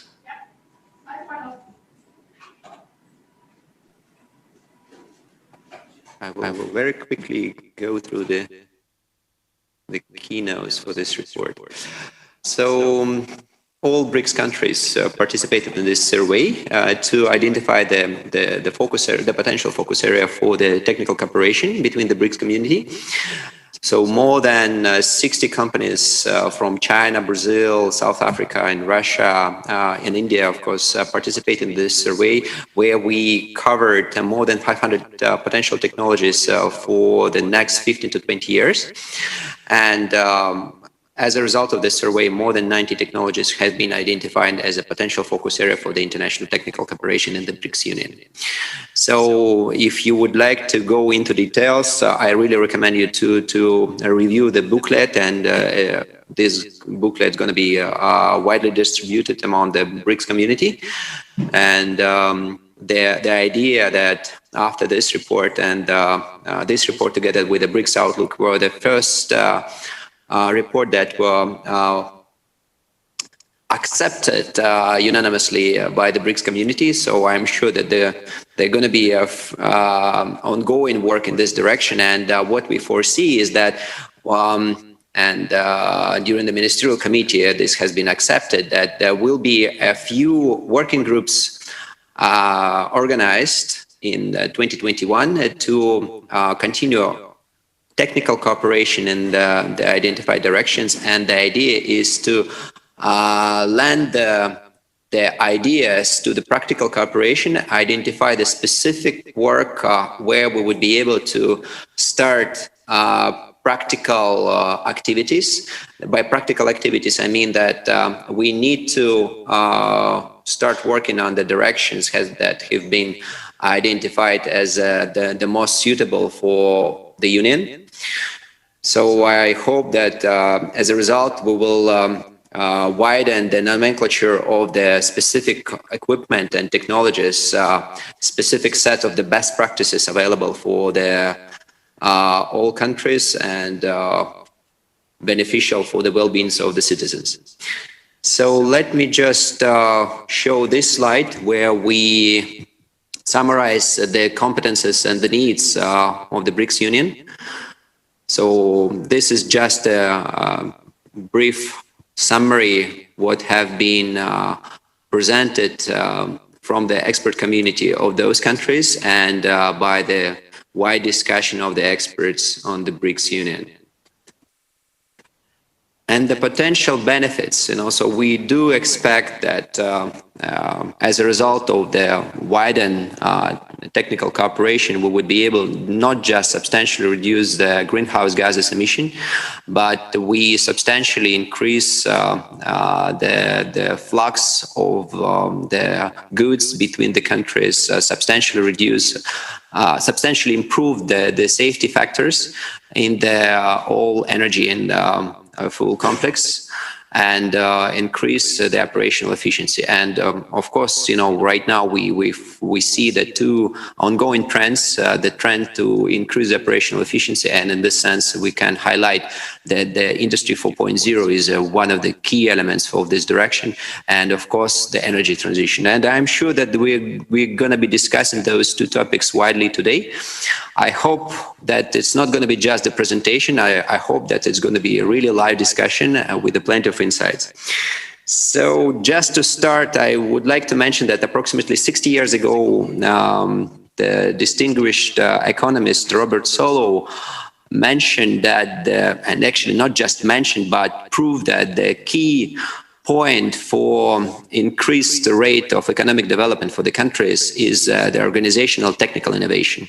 And the technical innovation in the energy and fuel complex is one of the key cornerstones of the development in the BRICS Union. So I would like to start the panel today with inviting Professor Sergei Vasilyev, who is a Deputy Director of the Moscow State Institute of International Relationship under the Ministry of Foreign Affairs of Russian Federation, who is responsible for the wide range of educational program, including the program that involved quite a bit of countries from the BRICS. So, Professor, the floor is yours. Yeah, thank you, Mr. Moderator. So, first of all, I would like to more accurately introduce myself. My name is Sergei Vasilyev, that was right, and I'm Deputy Director of International Institute of Energy Policy and Diplomacy, which is part of GIMO University. And I don't think I will have to decipher the acronym GIMO. This is the Moscow State University for International Relations. And this is part of the Ministry of Foreign Affairs of the Russian Federation. So both MIAP and GIMO have always been in cooperation with BRICS agencies, and this year is no exception. In my remarks today, I would like to dwell on the role that the BRICS Youth Energy Agency plays in establishing linkage between energy and development. First of all, it would be necessary to say a couple of words about the third Youth Energy Summit held on October 16 this year. Presentation of the third edition of the BRICS Youth Energy Outlook for the year 2020 was the key event of the summit. More than 180 young researchers from 40 institutions of higher learning from 5 BRICS member states contributed to the outlook. And I'm very much honored to say that Alexander Karmishin, the chairperson of the Youth Energy Agency, is a former MIAP GIMO student. The 4 researchers of the New Technologies of Transport and Electricity Transmission chapter of the Outlook are the 4th-year students also from MIAP GIMO. They worked in close cooperation with experts from the Russian Ministry of Energy, MIAP Energy and Geopolitics Strategic Research Center, and the World Electric Power Industry Department of our Institute of MIAP. In the above chapter, our researchers analyzed, among other issues, non-technical barriers in the way of improving electrical power generation, transmission, and distribution. Their market research led them to a conclusion that standardization and interoperability of equipment is still inadequate due to a small number of high-tech equipment manufacturers in the international market. They also argue that the shortage of qualified personnel in the power system remains the burning issue of today.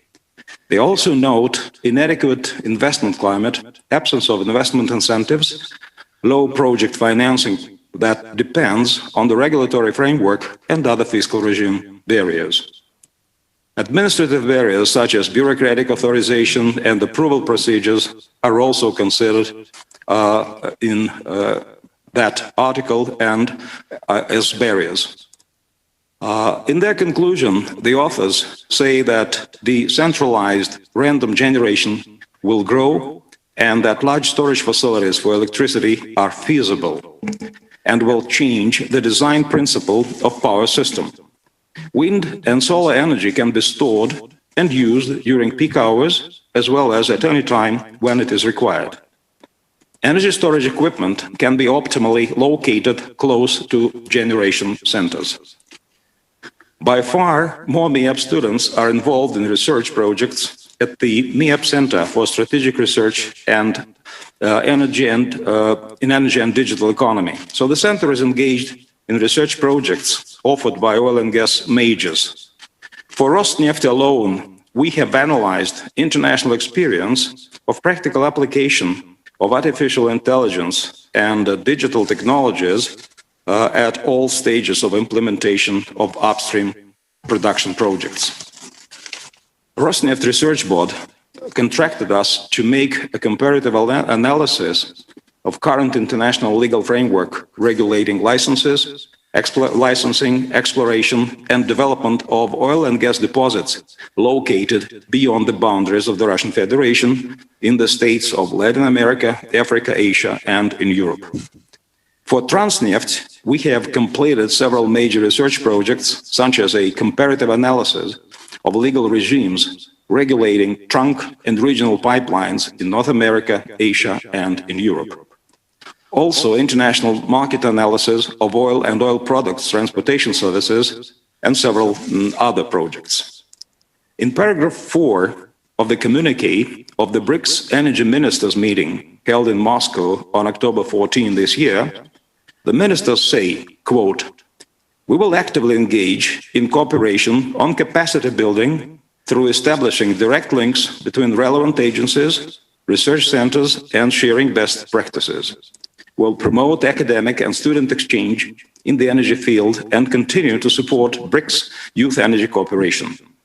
In Annex 1 to the roadmap for BRICS Energy Cooperation up to 2025, in paragraph 5 of the cross-cutting issue section, it is said that capacity building, including training of personnel, institutional development, student, academic, and experts exchanges, will be an important part of collaboration in various areas, creating additional opportunities for enhancing BRICS energy cooperation. MIEP MGIMO, during the 20 years of its existence and work, has created all necessary prerequisites for implementing the above statements. MIEP is the only educational establishment in Russia, and I would also say in the whole world, that trains unique and much sought after experts in the fields of energy diplomacy, geopolitics, innovative and digital economy, and international cooperation. Also, MIEP is noted for the combination of academic training in the spheres of international relations, world economy, international law, management, finance, and public relations, and practice-oriented training by its indigenous departments supported and sponsored by major Russian resource companies. We run efficient professional training in partnership with such major companies as Rosneft, Transneft, Norilsk Nickel, Gazprom Bank, and a couple of others. We offer our students master classes delivered by company managers, prominent Russian and international experts, as well as apprenticeships and internships with key national and international organizations and major world corporations. We also offer specialized, in-depth language training in a variety of energy issues. Here we build upon the MGIMO competitive advantage of teaching 53 foreign languages, which has put MGIMO in the Guinness Book of Records. We run international double-degree master programs and MBA programs in collaboration with leading universities and business schools of Great Britain, Germany, Italy, and Norway. For delivering practical orientation of our bachelor and master students, we teach our programs in close collaboration with leading Russian companies. For example, the Global Energy Policy and Energy Security Department is a special department created by Rosneft Oil Company in the year 2006, and there we focus on, of course, oil and gas issues with our students. Department of Foreign Economic Activities in Energy Transportation offers master programs taught in cooperation with Transneft Company. Another MIEP department, the Corporate Security Department, was established not long ago in 2017 to offer disciplines in the interest of Norilsk Nickel. The World Resource Markets Department was established in 2016 at a request from major resource companies. The department mission is to train experts for leading Russian resource companies that operate in global resource markets, as well as to conduct inclusive research, analysis, and forecasts in the field of world resource markets. The Economics and Banking Business Department is a special department of Gazprom Bank. We also have a Department of Legal Regulation in the fuel and energy industry, and the Department of International Issues in the fuel and energy. At this point, I would like to reiterate that MIEP is a real bulwark of young energy experts capable of becoming a center for collaboration in energy education at all levels and research in non-technical areas. And on top of that, I would like to refer to our international educational experience. It has been 15 years now since we started our first double-degree master programs with leading European universities. Again, such programs can be implemented thanks to the foreign languages training of our students. The international nature of our master programs means that they all meet the very high standards of international higher education. Specifically, we run the Russian-Italian double-degree program, which is called Oil and Gas Sector Economics and International Energy Policy Issues, in collaboration with the famous Bocconi University in Milan. Russian-German double-degree program, International Energy Economics and Business Administration, with the one of the oldest European universities, which is Leipzig University in Germany. Russian-Norwegian double-degree program, International Business in the Oil and Gas Sector, with the Norwegian Business School and Nord University, and a Russian-British master program, Sustainable Development and Strategic Management in Energy, with degrees in Management and Sustainable Development, and we run this program in collaboration with St. Andrews University in Britain. We also run 5 practice-oriented master programs, like the ones with Rosneft, Economic Strategies of International Oil and Gas Companies, and a master program in economics and banking with Gazprom Bank. In conclusion, I would like to say that we have all prerequisites in place in order to develop mechanisms for collaboration as far as the inclusion of our students and scholars in the process of converting energy education in development is concerned. So thank you for listening. I'm terribly sorry for having read it from the paper because I wanted to make it as short as possible and sort of up to the point. Thank you. Thank you so much, Professor Vasilyev. If you don't mind, I have a couple of questions. So you mentioned about the lack of personnel, lack of qualified personnel, and indeed, this is one of the key topics that right now widely discussed in the energy sector. So, what is how to get the qualified personnel to the sector if we are right now talking about that there is a significant competition for the right quality personnel, and it's really getting harder and harder to attract the young talent to the sector. Well, I don't think so. I don't quite agree with you. It has become a little bit tougher to attract young people to join our ranks, so to speak. Very recently, just when the oil prices have gone a little bit down. But prior to that, and I just witnessed that because when I just taught a lot in Norway, for example, and there were lots of students willing to attend our programs. And when you go... But, sorry, but, I would like to widen the question. It's not about the program that you are presenting right now, but, in general. Yes, I understand that, but I mean that our programs are quite demonstrative. So since they were in great demand, that meant that other specializations and other professions were also in similar demand. But of course now we just run into some sort of difficulties. Of course, we recruit the required number of students, but of course we would prefer to have kind of a competition between them. So actually you are right by saying that the times have become harder for the oil and gas sector specifically. And of course, there are a lot of speculations about the fact that in the near future, there'll be no need for oil, there'll be no need for natural gas and so on. And I have to discuss all these issues with my students, both nationally and internationally, so to speak. So these are really burning issues. And of course, but at the same time, I should note that in our partner universities, there's still a lot of students who are willing to attend our programs, to join our programs. And the more so, we have a lot of just freelancing students coming from United States, France, and other European and American countries who just want to study at MGIMO. And they have free hand in selecting programs and disciplines which they would like to attend.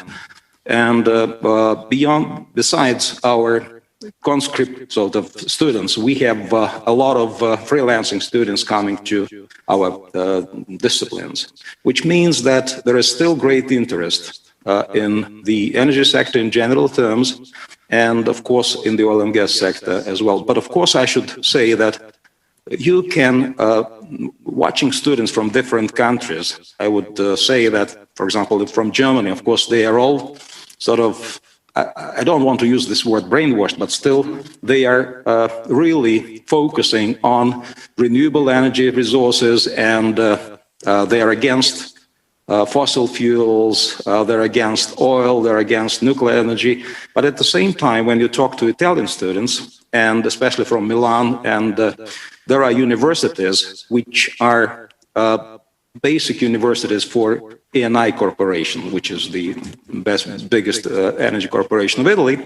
And though they actually do not support the idea of replacement of oil and gas by renewable sources, and all that, we've had a lot of lectures and a lot of discussions with them, and they claim that still oil and gas, oil and oil products are still more friendly than just electricity. Thank you so much, Professor Sorry Vassiliev. to take this much time. Thank you. Liliana, I think you have a question as well.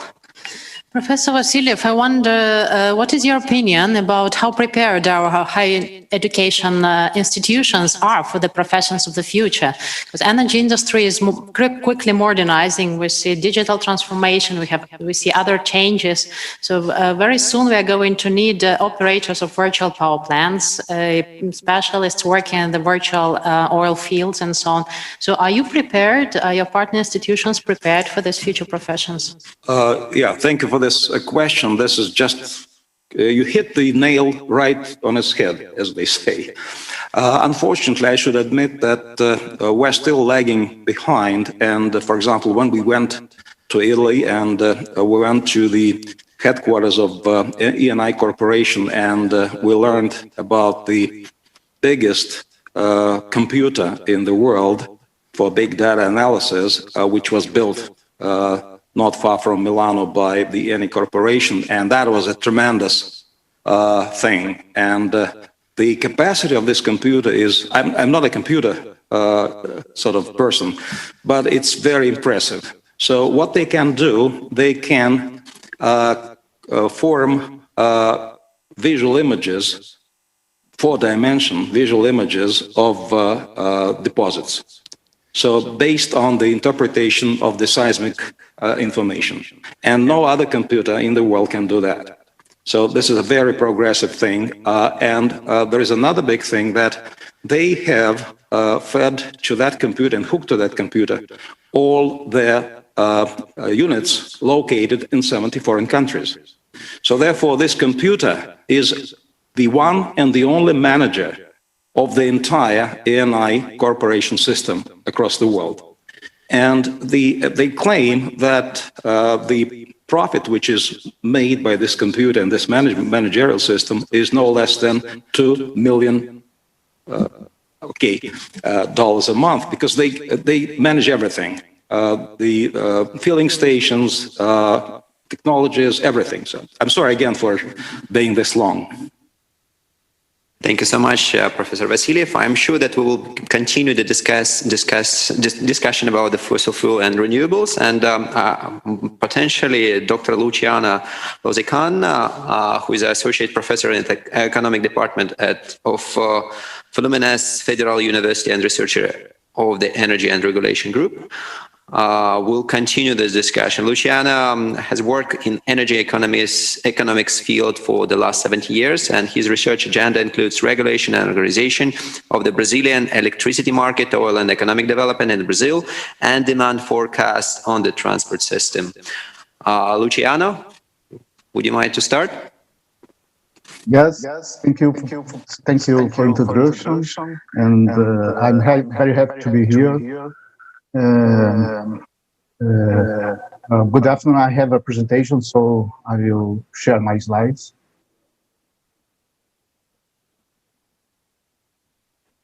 Can we start the slides? Yep. Can we start this presentation? Fantastic. It's on the screen. Can you see it? Oh, thank you.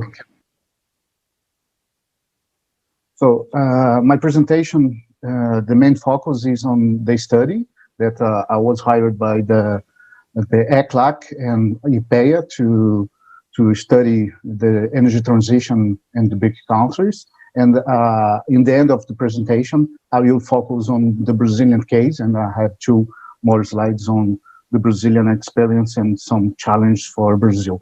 When we are talking about energy transition, you have to keep in mind that there is not only one energy transition. There is it is a process that includes the replacing the fossil fuels by renewable sources, and the promotion of energy efficiency, but the way that the countries pursue those objectives are different. So the trajectory is very particular for each experience. There are different start points, and goals are different as well. And one thing that is important for the energy transition that we are facing today is that, unlike the other energy transitions, the new technology is not necessarily better than the previous one. So there is a need for incentives, and the policy is very important for accomplishing those objectives. In studying the Brics experience, it shows that it's very illustrative, that show that there are different ways to pursue those objectives. The energy metrics of the BRICS countries are very different. The goals are different as well, and the instruments. So when you look for the supply side, we see the energy countries are very important for the fossil fuel supply in the world, mainly on coal. In coal, the BRICS countries have a large share in reserves and in production as well. So, but there are in the others energy fuels, energy source. The BRICS countries are important as well, and Russia certainly is a highlight that for its importance on oil and natural gas supply. And for Brazil, you see that Brazil nowadays is not a huge player on fossil fuel supply, but the prospects, the projections for Brazilian production are very favorable. So it must increase the Brazilian role on the future. In the consumption side, we see that the BRICS countries consumes around 35% of the world energy consumption, and it is very concentrated on fossil fuels. It is changing in recent time. China certainly was the leader on the growth of energy demand in the past, and we assume that India may occupy this role of China, and for the future years, India will have would have the same path of China leading energy demand. So that it is the perspective of the International Energy Agency. When you see the electricity mix, we see that in BRICS countries they are very different. For South Africa, it's very important the share of coal. China, coal is very important as well, but it's more diversified and renewable increasing their role. In Russia, the natural gas has a large share of the mix. India is also concentrated in coal, and the Brazilian energy metrics, the electricity metrics in Brazil is very different from the others, because renewables plays a much larger role. In Brazil, 85% of the electricity produced is from renewables, mainly on hydro. So it's way different from the other big countries. And we see that the diffusion of renewable technology, it was a late diffusion, but nowadays it's very rapid, the diffusion of the new renewable source. So mainly solar and wind. We see that the recent times we are increasing the share on the world, and China is leading the diffusion mainly on solar. And on these bars, you see the last bar is the most recent, but it's only 3 years, while the others have 5 years. Even so, we can show that the diffusion, the recent diffusion of solar and wind are very significant on the BRICS sites, mainly on China. When we see for the future, the International Energy Agency shows that there are two main drives for the energy transition and to reduce CO2 emissions on energy. And the most important drives are the diffusion of renewables and also the efficiency program. So there are the most important aspects of the transition. But when you see the BRICS countries, there are a challenge for the energy transition.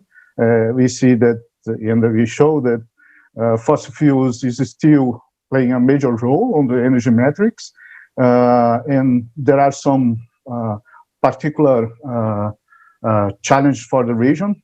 One is the energy poverty is still a major problem on some countries of BRICS, and energy poverty mitigation must be conciliated with the energy transition and the diffusion of wind and solar. And other major challenge is how to adapt the economy and the supply structure for the new technologies. Those economies are very focused on fossil fuel supply. So to change for the new technology is a major effort. But we have some advantages when we compare of the other countries, the pioneers countries on the energy transition. The first thing is the BRICS countries shows high demand growth, and as energy demand is increasing, it's easier to increase the share of renewables. So because there is no stranded cost, the stranded cost is lower than countries that the energy demand is not growing. Another advantage for the BRICS that the renewable technology are showing decreasing costs. So as we are latecomers on the process, we are entering in this trajectory with lower costs. So the cost of transition is lower than from the pioneers countries. For Brazil, and we saw that Brazil has the cleanest energy metrics in the BRICS. That is mainly caused by the share of hydropower on electricity generation, but also the use of biofuels for transport. And I will show a slide that is very illustrative. This is the Brazilian CO2 emission intensity.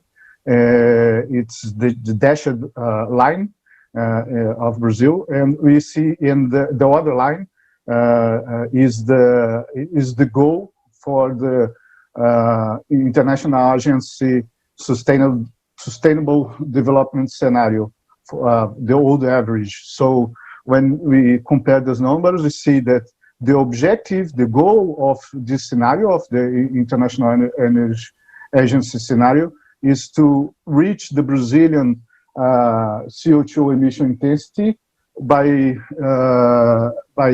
the end of 2040. So we may consider that Brazil is 20 years ahead on the process of cleaning the energy, the electricity mix. So it's an advantage for Brazil, but it's still important because we have a large share of renewable, but it's important to keep this share on the future. It's not easy because hydropower are not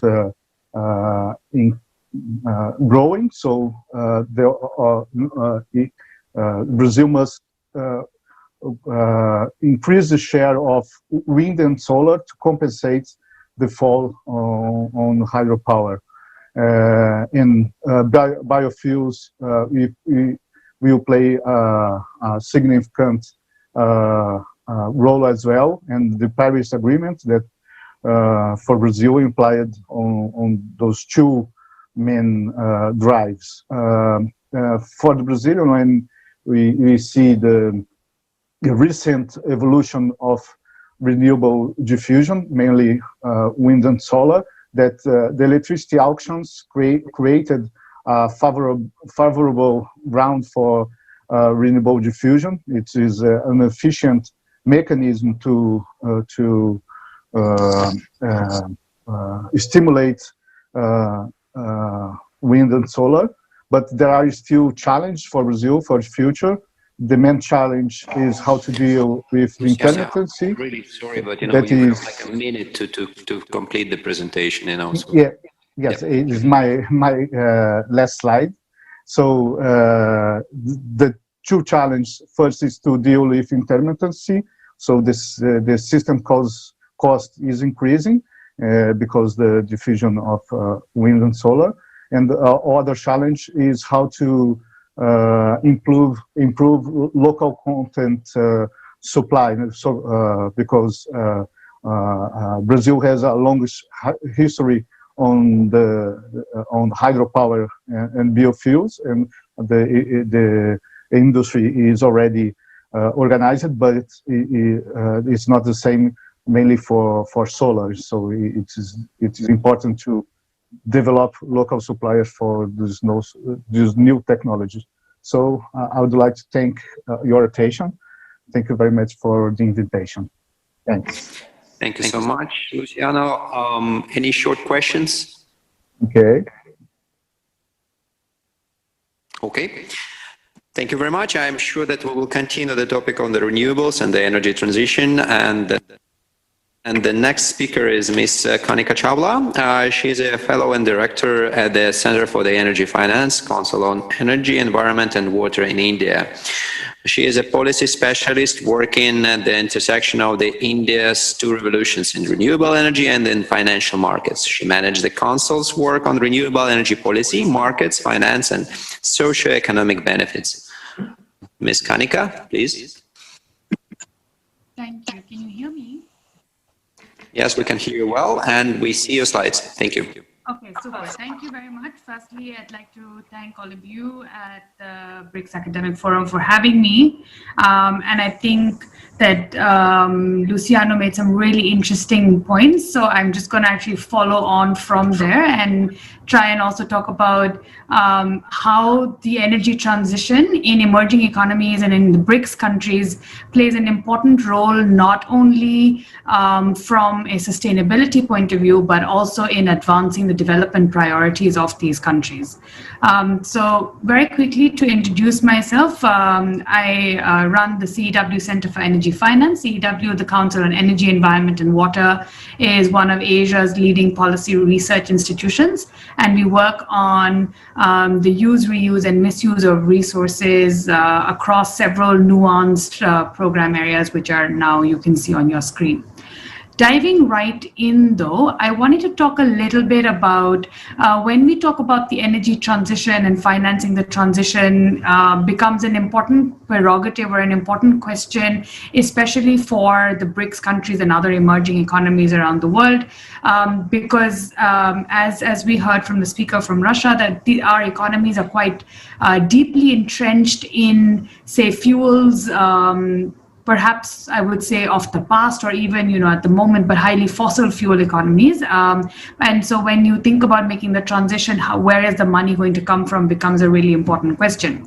And so if you were to think about in a pre-COVID scenario, only a third of the entire global investments in the energy sector were made in clean energy. And that actually went on to further entrench the global system into the fossil fuel-based economy.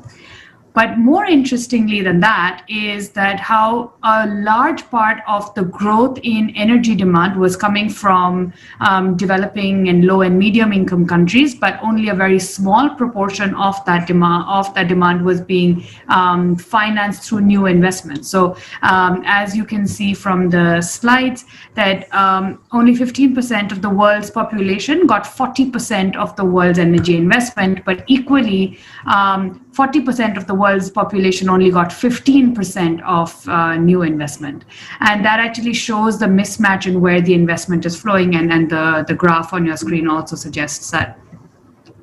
But more importantly, and this is the point I was making up front, is that even though developing countries have very ambitious clean energy targets, and this is critical for many reasons. It's critical because of the vulnerability that these countries have to the changing climate, but it's also critical to create new markets. These developing countries, all of the BRICS nations, need new investments to flow into their countries, and they therefore, as a result, need new markets, they need new sources of investment, but they also need new sources to generate employment. And clean energy markets actually enable you to do all of that. But despite that, we continue to remain deeply entrenched into a coal-based economy. In India, however, and that's the example that I will be showcasing today, we've made rapid advances. And again, I think Luciano touched upon this a little bit in his slides in the last few years. So ever since 2010, I would say, but most definitely in the last half decade, we've made rapid advances in renewable energy. Our installed capacity has gone up to about 90 gigawatts, not including large hydro, so mostly solar and wind. And we have another 60 odd gigawatts in the pipeline, which is all likely to, as you know, that renewable energy has a much shorter gestation period, so it gets added much faster than fossil fuel sources. So we're going to have a very renewables-rich electricity and power system, but also that the impact of the power system on the overall economy is also growing because we're having a huge electrification drive in the same period of time when these renewable energy assets are being added. But one of the drivers of this transition is, and again, really critical for a country like India, is the affordability of renewable energy. Renewable energy would not be able to kind of become mainstream, so to speak, or really have the kind of scale that is required if it wasn't able to kind of keep pace economically. So no matter what are kind of the co-benefits or even the sustainability benefits of renewable energy, it is purely because renewable energy, both for solar and wind, prices are now at about $4, which is at the margin the cheapest source of additional electricity or new electricity. That makes it not just sustainable, but also highly affordable. But then, as we all know, that there's really no conversation that we can have this year and not talk about the impact of COVID-19. So, of course, the impact of COVID-19 on the energy sector, like on all other sectors, has been significant. As I had mentioned before, in 2018, overall investment in the energy sector was in the $1.8 trillion mark. In the year that's gone by, or what is sort of in 2020 overall, we're likely to see about 1/3 of that value to be wiped out. So a loss or a decline at least of $400 billion all over the world. This, of course, India is no exception, exactly the same as other BRICS countries, where we're seeing some of the lowest investment levels since 2015. However, this is not the only area in which COVID-19 has had an impact. So there is overall decline in investments, but there's also a demand risk, right? So in countries where energy demand was growing because consumer demand was growing because of greater investments being made also for industrialization, one did not imagine that the demand for energy would go down. But because of the various kinds of, economic slowdowns and lockdowns, etc., we've seen that power demand has gone down significantly, which is actually posing a threat to the pipeline of new capacity that is going to be added, whether it is in the form of renewable energy or in the form of fossil fuels. But the loss has not been equal. So, and this is kind of why the transition story is so important. This is also why green growth offers a really important kind of opportunity for rebuilding our economies. When we are rebuilding our economies, we have to look at what the market is telling us. And what the market is telling us is that investment in clean energy markets or in clean energy sectors has been more resilient than investment in fossil fuel-based sectors. So even when there was a decline in overall power demand, we saw that the decline in coal-based power was significantly greater than the overall power demand. So even though power demand went down about 20%, the demand for thermal power went down by over 25%. Whereas what we've seen is in the renewable energy market has been much more resilient. Even market trading data, as well as sort of equity price stock price data, suggests that those markets have continued to thrive, or at least stay less volatile than the fossil fuel-based markets. And in fact, even in this period of relative economic slowdown and lower market activity, we've seen many more new transactions take place in the renewable energy markets, whether in the form of lowest tariffs being discovered, or in the form of foreign capital coming in, both as equity as well as debt, as well as in kind of innovation in market design. Whereas for thermal power, the opposite has been true. So even though there continues to be new capacity that's in the pipeline or that's going to be added, there is, of course, a kind of very severe pressure that this capacity is facing, especially because, as I was mentioning before, the affordability of renewable energy is crowding out additional new coal, but also anecdotal evidence suggests that renewable energy loans or debt lines to renewable energy projects have performed much better and are at a lower risk of becoming a non-performing asset as compared to thermal power. Sorry. But there are still many pressures that are being placed overall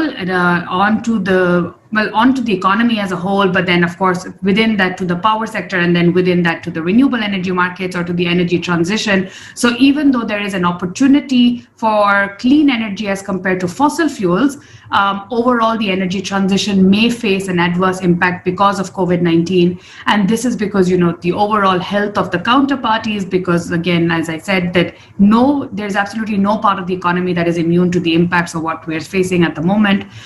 There's a lot of policy uncertainty because there are aspects of contracts and there are aspects of lawmaking and policy making that have never faced the kind of pressure that we're facing now. We've never really been in the midst of a pandemic ever since the energy transition began. So these are some of these things are really, in a way, also a learning opportunity, but also that there are opportunities as access to liquidity and to debt at rates that have never been seen before. So really anybody who's able to access that at the moment and has the ability to absorb new capital and build, there is an opportunity and there are incentives for new infrastructure to be added to the economy.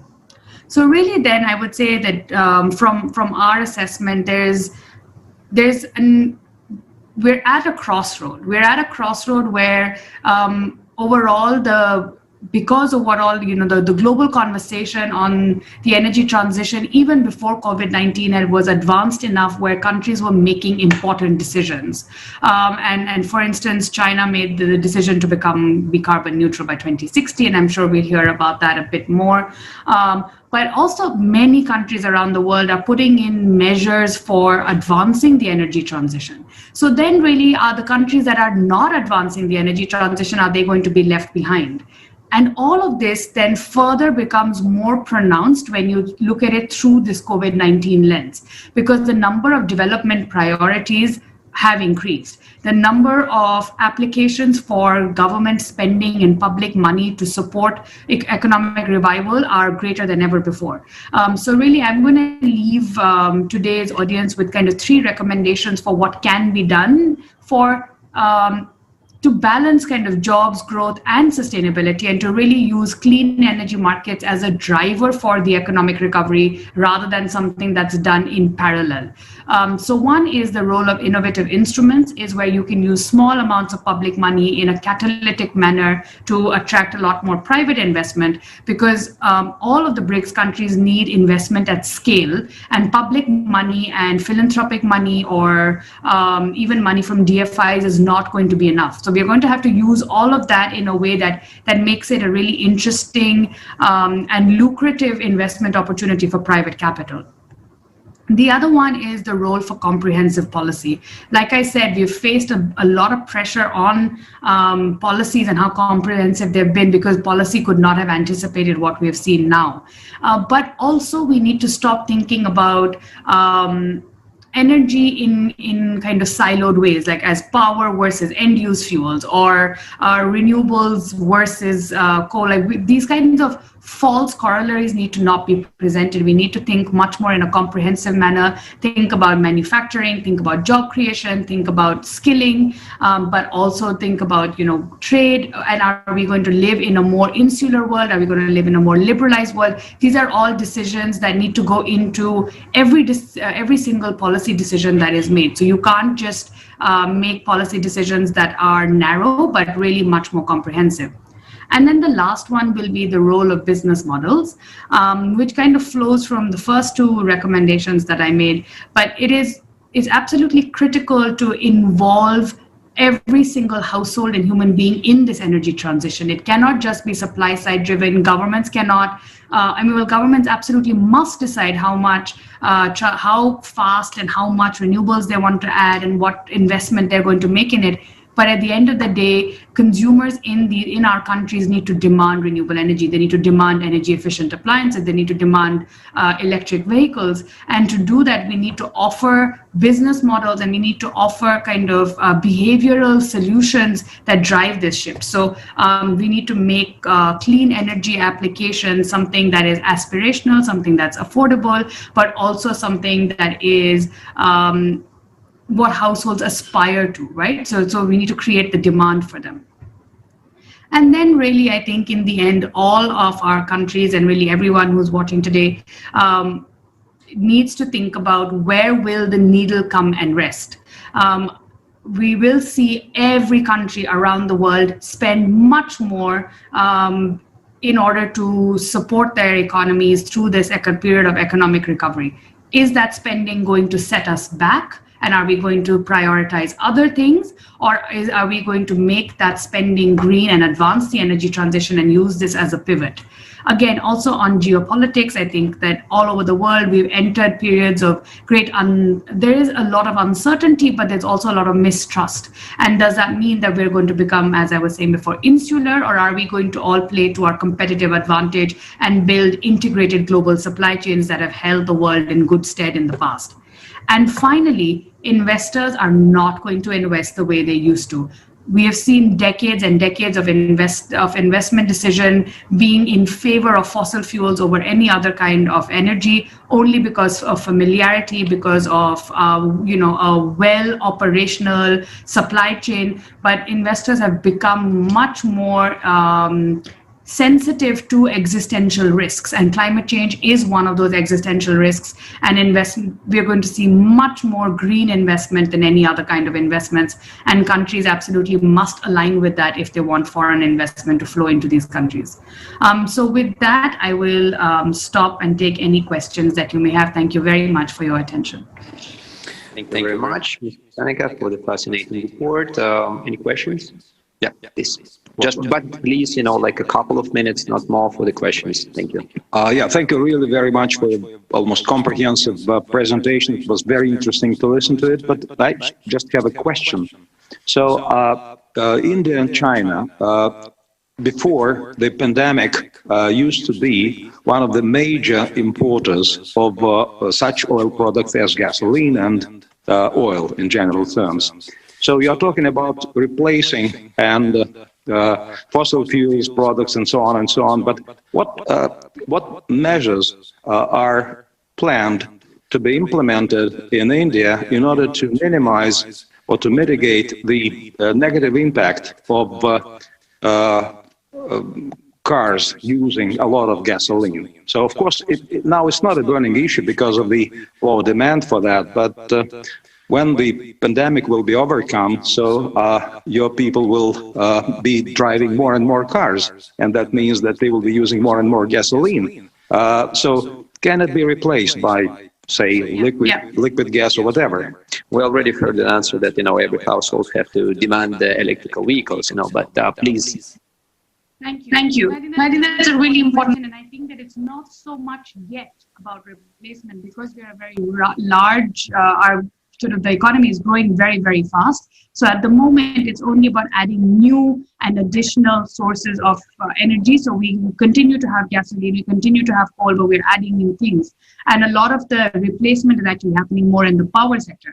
But I do think that because of this kind of, we have an opportunity to build this sensitization. And if we give attractive business models, the reason people are demanding gasoline cars over electric cars is because when I go to the store to buy it, the electric car is more expensive, even though over the lifetime, the electric car is relatively cheaper. So if there was a business model like a leasing, where you lease the car and you have like a pay-as-you-go offer, or where the battery is bought separately from the car, there's many, many different business models that can be innovated through which first-time purchasers of vehicles will actually choose electric over gasoline-based vehicles, especially because there's also the policy angle of much stricter emission norms, much stricter or perhaps even the opposite, the incentives that are given for electric rather than more polluting vehicles. So that's where there's kind of the balance between policy making and business models and market scaling all need to come together to make that transition. I think, we still need to have a balance, so we have quite a bit of demand right now just for the energy in general. And, to say that we need to suddenly replace everything by the electrical renewables, so I think we have a significant stretch to achieve this goal. And the balance is a key here. So on this point, so let me, Mr. Gao Xian, who is a Deputy Director General and Research Professor at the Energy Research Institute in the National Development and Reform Commission in China.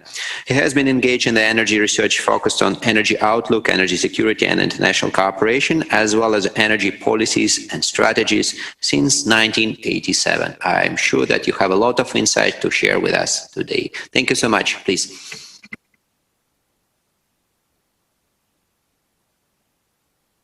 We cannot hear you at this moment, so would you mind to switch on your mic? Yeah, okay. Thank you. It's okay now, yeah. So thank you, Chairman. Dear colleagues, I'm so pleased to attending this session. So in the special time, and I hope all of you are safe and sound. So I would like to introduce something about the energy development and cooperation. So 3 parts in my presentation. So the first one is the energy situation and the policy in China. So first of all, in 2019, the total domestic energy production was about 4 billion TCE, which of the coal takes for about 67.6%, and the natural gas 45.7%. The primary electricity included the renewable energy and the nuclear power totally for the 19%. So the total energy consumption were 4.86 billion TC in last year, which of the coal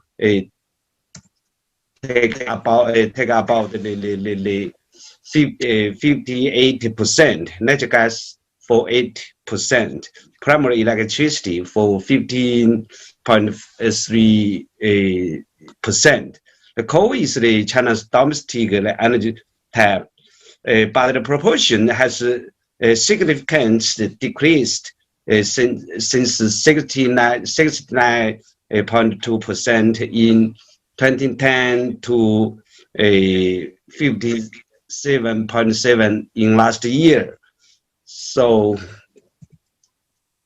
sorry. So just now, some of my colleagues mentioned the renewable energy. So in China, the total renewable electricity capacity reached about 800 gigawatts by the end of last year. So which of the hydropower takes for the 45%, wind power 26.4%, PV for 25.7%, others for 3%. So the total capacity of the wind power were 210 gigawatt by the end of last year, and for the PV 200 gigawatt by the end of last year. So another one is for the topic for this year, the energy efficiency. The energy saving rates during 2010 to 2019 was averaged annually 3.6%. The energy efficiency has been improved obviously in the past 9 years. I think because of the structural changes of the energy consumption, industry, the structure, the products, processes, the technological advancement, as well as the management level. So I think for the BRIC member countries, I think the energy universal is the key cooperating the fields. So energy universal in China has made greatly progress. By 2015, all of the people accessed to electricity, but 457 million people were without access to clean cooking, and 307 million were relying on the biomass for the cooking.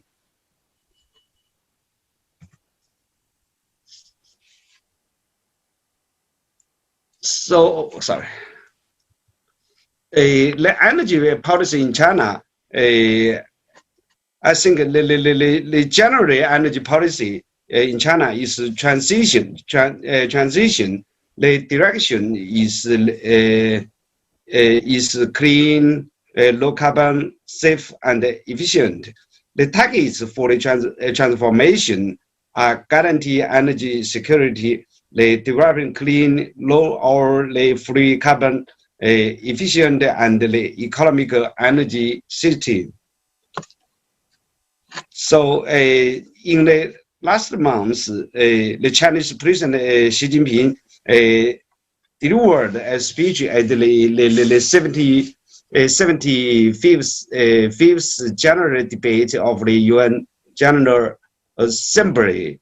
The Paris Agreement on the climate change represents the general direction of the global green and low carbon transformation, and is the minimum action to be taken to protect the Earth's the homeland. As the India friends mentioned just now, the China will enhance its national independence contribution. So 3 points. One is the 2 points. One is adopt more effective policies and measures strive to reach its peak by 2030. The next is for the strive to achieve the carbon neutrality by 2060. So the second part is the nexus between the energy and the development. So at this stage, energy has not yet been decoupled with the economic growth and the social development in BRICS countries as the emerging economies. China is still in the middle stage of the industrialization. On the one hand, the China's economic and the social development is still high dependent on the energy. On the other hand, the Chinese government attaches the great importance to energy conservation and energy efficiency improvement. So from this table, we can find the economic and the social development that has a close relation with the energy consumption from the energy saving rates and the energy consumption elasticity to GDP. So we can find from the last column, so the energy, the elasticity of the energy consumption to GDP. So almost in the past 10 years, about the 0.7 totally. So the energy development plays an important role in achieving the UN SDGs 2030. So it's highly correlated with the 7 of the 17, so including the SDG1, SDG7, SDG9, SDG11, SDG12, so SDG13 and SDG17. So I think it's a very, very close relationship between the energy and the development. So last point is the energy cooperation among the BRICS countries. So the BRICS countries has a number of the similar tasks and the priorities in the energy sector. The main common development goals including the following points. The first one, the totally first one is building the sustainable, efficient energy system and diversifying the energy balance and the supply structure to energy interrupted affordable energy supply and meet the domestic energy needs in order to create a favorable environment for the sustainable economic growth. So I think maybe the first one is creating a clean, low carbon energy system to reduce the emission of the CO2 and the other pollutants. Another one point is the benefit the people. So we will expand the access to the energy and the clean cooking to improving the people's living standard. I think based on the Chinese experience, the renewable energy such as the mini hydro power plants and the PV and the wind power had played a very, very important role for this. So what's our actions? I think from the 4 fields. The first one is from the supply side. So the first point, we will continue develop the energy infrastructure. So increase the access to energy and the sustainable development, such as actually by 2030 there are only 10 years left. So we can do some jointly things to push the energy access. The second point for this one is diversify energy balance.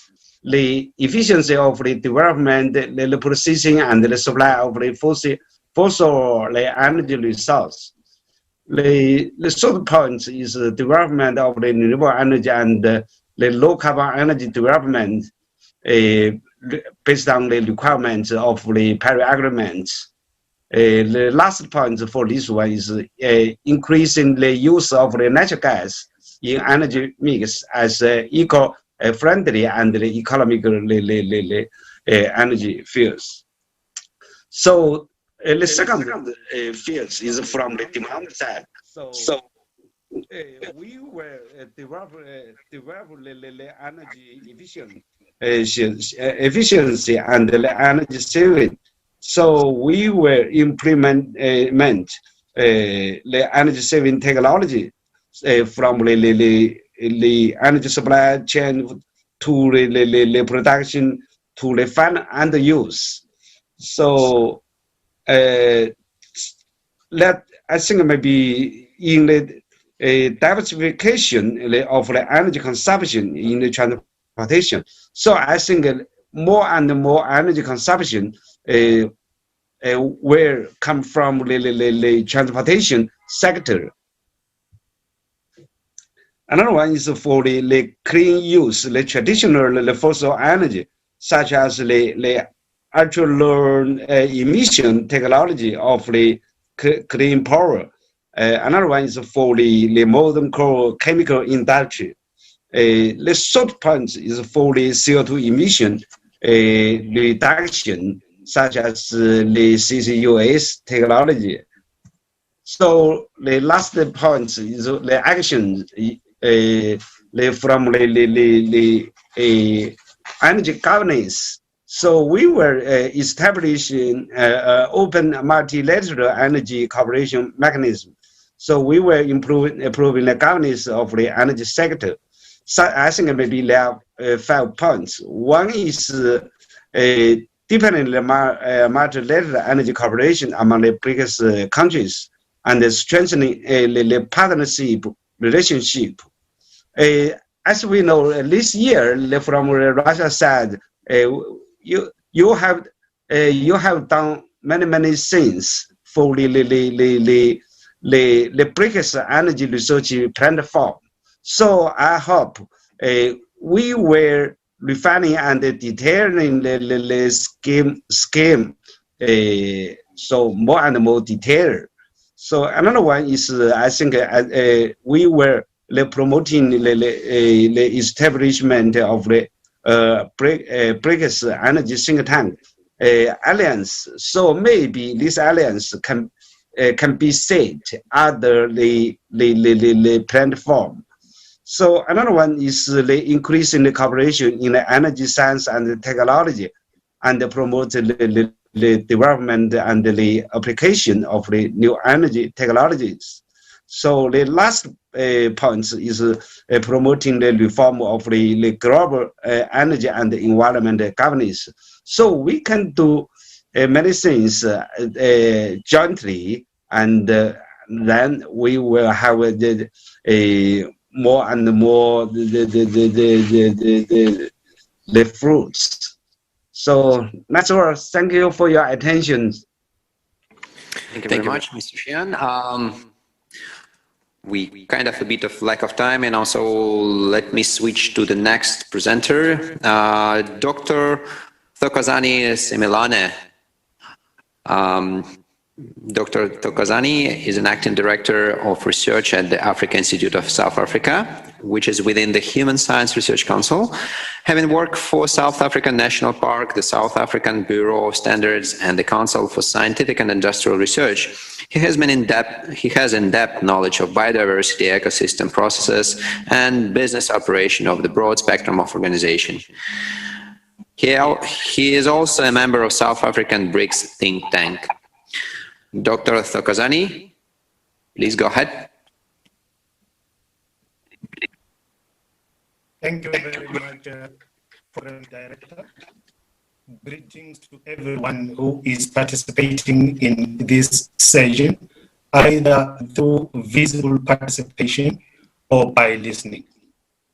It's an honor for us to be invited to participate in the forum and also to make contribution to the evolution of knowledge with regards to how the BRICS countries can collaborate under energy. My presentation is coming from the publications that we have in the past years relating to energy transition in Africa, as well as also looking at the future directions of municipal solid waste management in Africa and the effect of natural and human-induced hazards and disasters in Africa, as well as also, looking at the mega project for China Belt and Road Initiative, but through the eyes of checking if it is an alternative development path for Africa. So broadly speaking, the presentation looks at the policy evolution among the energy policy evolution among the BRICS countries and how it can be strengthened further to ensure that the BRICS countries progress together in this era of energy transition. Having said that, one can see that even when it was BRIC, without South Africa included, the issue of energy was quite central to all the meetings, or most of the meetings, which the BRICS countries have had in the past. Starting from 2009, in Ekaterinburg in Russia, BRIC expressed its desire for international cooperation in energy. It was clear with that. Moving on in 2010 in Brasilia, Brazil, BRICS also added its commitment to the development of more affordable and sustainable energy system. It also recognized the potential of new emerging environmental friendly technologies for diversifying its energy mix.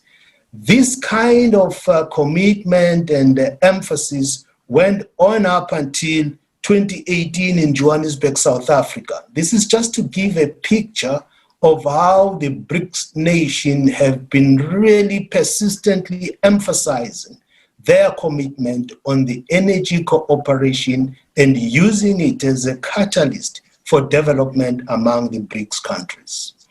Of course, BRICS has its own energy attributes. These have been said repeatedly, both in the previous presentations as well as yesterday, that BRICS jointly have a significant international role to play in the energy sector of the world because they constitute a dynamic mix of energies, and then BRICS countries are important contributors to the supply and demand of the energy. We have heard that to an extent that it is anticipated that by year 2040, BRICS bloc will account for 45% of global energy demand.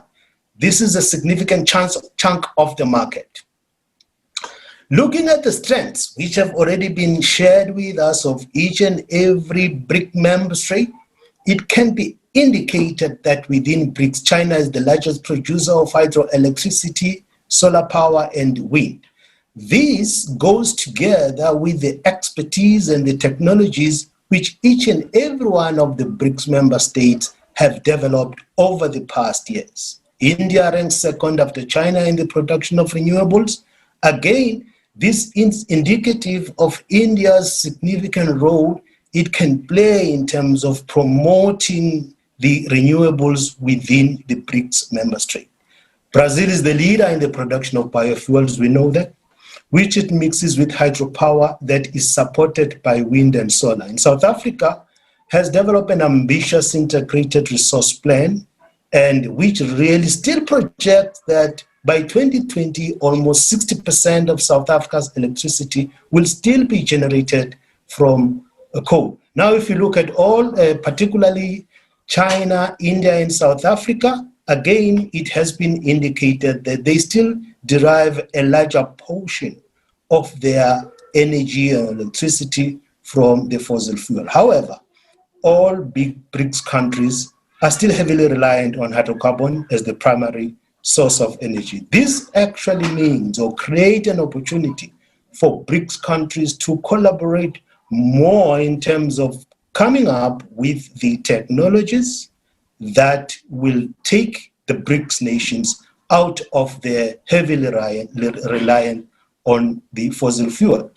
The report that had been shared with us is of significance because it points to the areas of strength and weaknesses of each and every country. So that means that in actual fact, the BRICS countries are on path of taking themselves or removing themselves away from the dependence on fossil fuel, while on the other side, they are strengthening their scientific capabilities.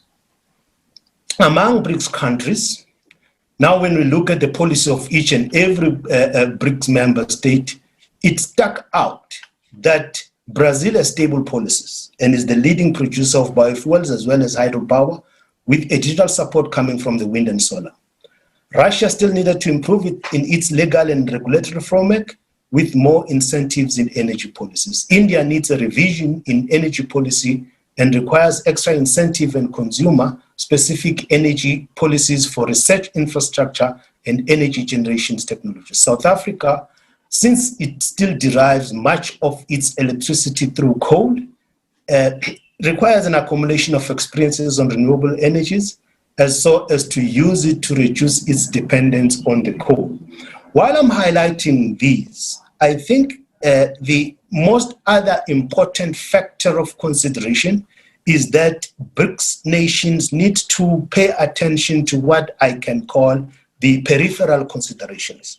The peripheral considerations entail the generation of energy standards so that there wouldn't be any confusion among the BRICS countries with regards to trading with energy or making sure of supporting each other so as to move away from the fossil fuel. The second one is the development of specifications so as to enhance the trade on the commodities that are linked to energy, either it's the solar powers and solar panels and so on and so forth. Because if the specifications are not harmonized, it becomes easy for one member state to import or export to another member state. Also, development of the environmental standards that will make sure that there is a harmonization of the interpretations of the extent of pollution of each country or the extent of each country's contribution to carbon dioxide emission and other gases.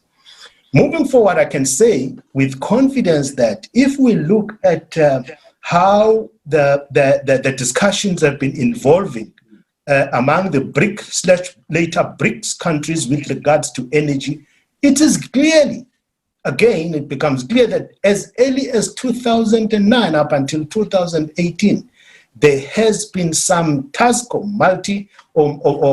multi-sector kind of committees which the BRICS countries have been developed and made a declaration in each and every of the BRICS nations meeting. Again, the commitment on the renewable energy is demonstrated by an investment which the BRICS nations have made through the New Development Bank. We can see that each and every BRICS member state has been a beneficiary of an investment through the New Development Bank. We can see that Brazil as a country has received not less than $600 million for investment in renewable energy.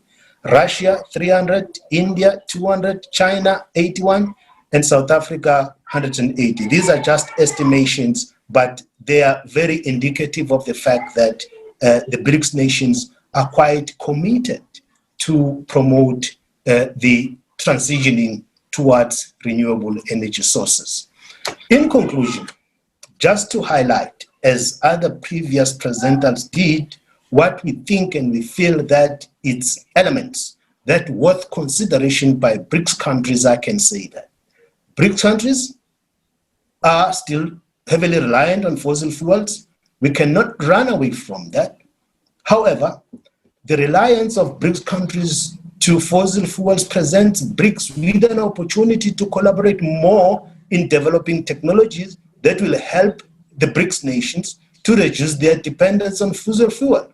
Further than that, for BRICS member states, transitioning to renewable energy has to be progressive rather than abrupt. It doesn't need to disrupt the economic development trajectory of either of the BRICS nations.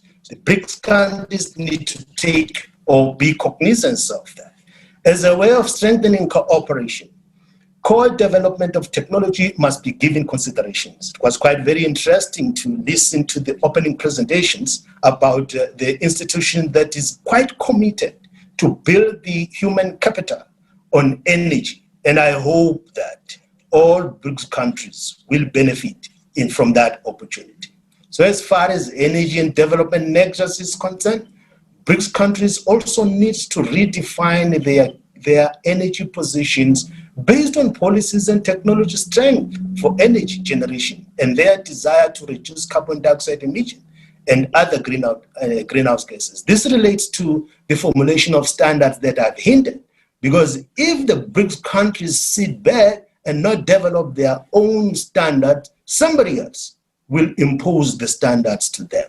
So BRICS countries combined have the highest impetus on global energy demand and environment. So it means that they own a certain chunk of energy market, which they can use for their own benefit. So in terms of usage, or as a produced commodity, energy is a significant economic catalyst for collaboration among BRICS nations. Therefore, affordable, reliable, and ideally sustainable access to energy is imperative for BRICS development aspiration and global influence. These will only be realized through a very, very effective energy diplomacy engagement, as well as planning by the BRICS countries for their future and for themselves. Chair, allow me to say thank you very much for everybody who listened to my presentation. Thank you, Chair. Thank you very much, Dr. Tokozani. Very insightful presentation, a lot of topics that I personally fully agree. Let me give a word to our last presenter of the day, Dr. Liliana Proskurikova. Dr. Proskurikova is a director at the National Contact Center for the International Academic Mobility in Russian National Research University High School of Economics. Dr. Proskurikova specializes in energy studies, science and technology policy, and international cooperation in research and innovation. She holds a master's degree in international relationship and PhD in political science, followed by 20 years of professional experience in think tanks, universities, and the United Nations system. Dr. Prinslow, please. Thank you very much, Mr. Moderator. As a last speaker, I will try to highlight 3 points only that we have heard in the presentations today. I will also attempt to make them a somewhat problematic so that we could have a discussion, if not today at this session, then afterwards amongst ourselves and amongst the BRICS community. The first point is the need for a BRICS energy outlook, which is missing in the outlooks that are produced on a regular basis by the major international organizations like the International Energy Agency and the World Energy Council. These outlooks, these forecasts and the future visions of the BRICS energy systems should include a robust methodology to identify weak signals, the wild cards and the black swans, the kind of unexpected events that have a profound effect, have a profound impact on the BRICS energy systems. We do already have a solid basis here with the BRICS energy report, the BRICS energy technology outlook, and the youth, BRICS youth energy outlook. The youth outlook has been so successful that when I Google search for International Energy Agency in Russian, which has the same abbreviation in Russian as youth energy, energy agency, BRICS Youth Energy Agency. So the kind of outlooks I got was only through the BRICS Youth Energy Agency. Next, there's a clean energy transition, which is on the agenda of all the BRICS countries. It has to be part of the stimulus measures of our governments. However, there are a range of challenges associated with this energy transition for the BRICS.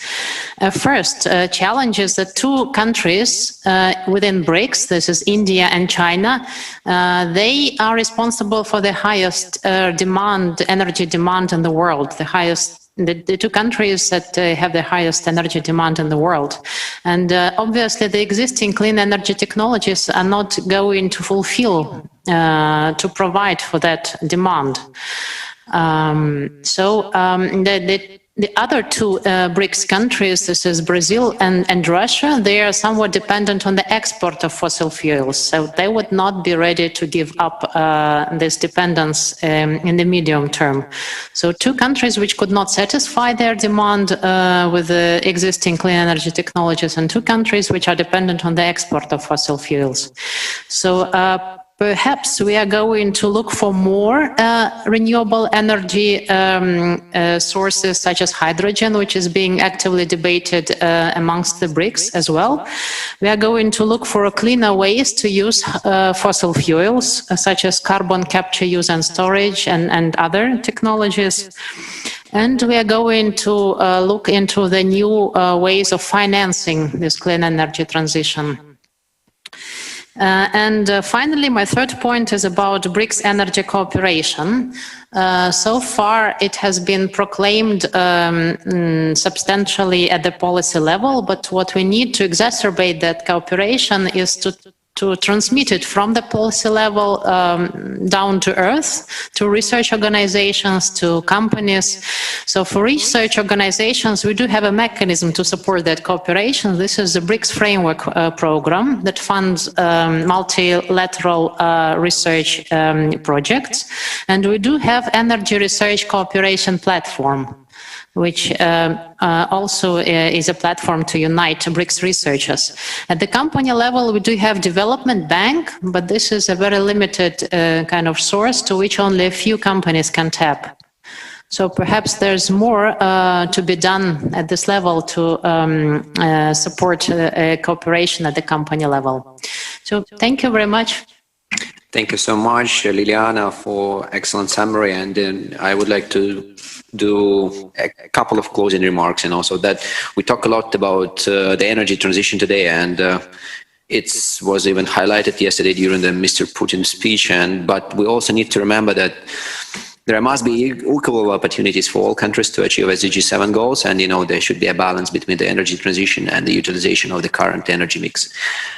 In the post-crisis period, it is important to harmonize standards, and we talk about this today as well, and jointly develop technologies, create available for the Union countries pool of the lesson learned, share best practices for the energy policies and regulations that consider the interest of all participants in the energy market. Ultimately, only by joint effort we can make significant progress in the development of technologies to address socioeconomic and environmental challenges. And for the final note, I would like to mention the quote from the Russian Minister of Energy, Mr. Alexander Novak, from his report, that there are numerous areas of the technological cooperation in the fuel and energy sector that we should work on together. And on this point, I would like to close the session. Thank you so much for the excellent discussion today. Thank you.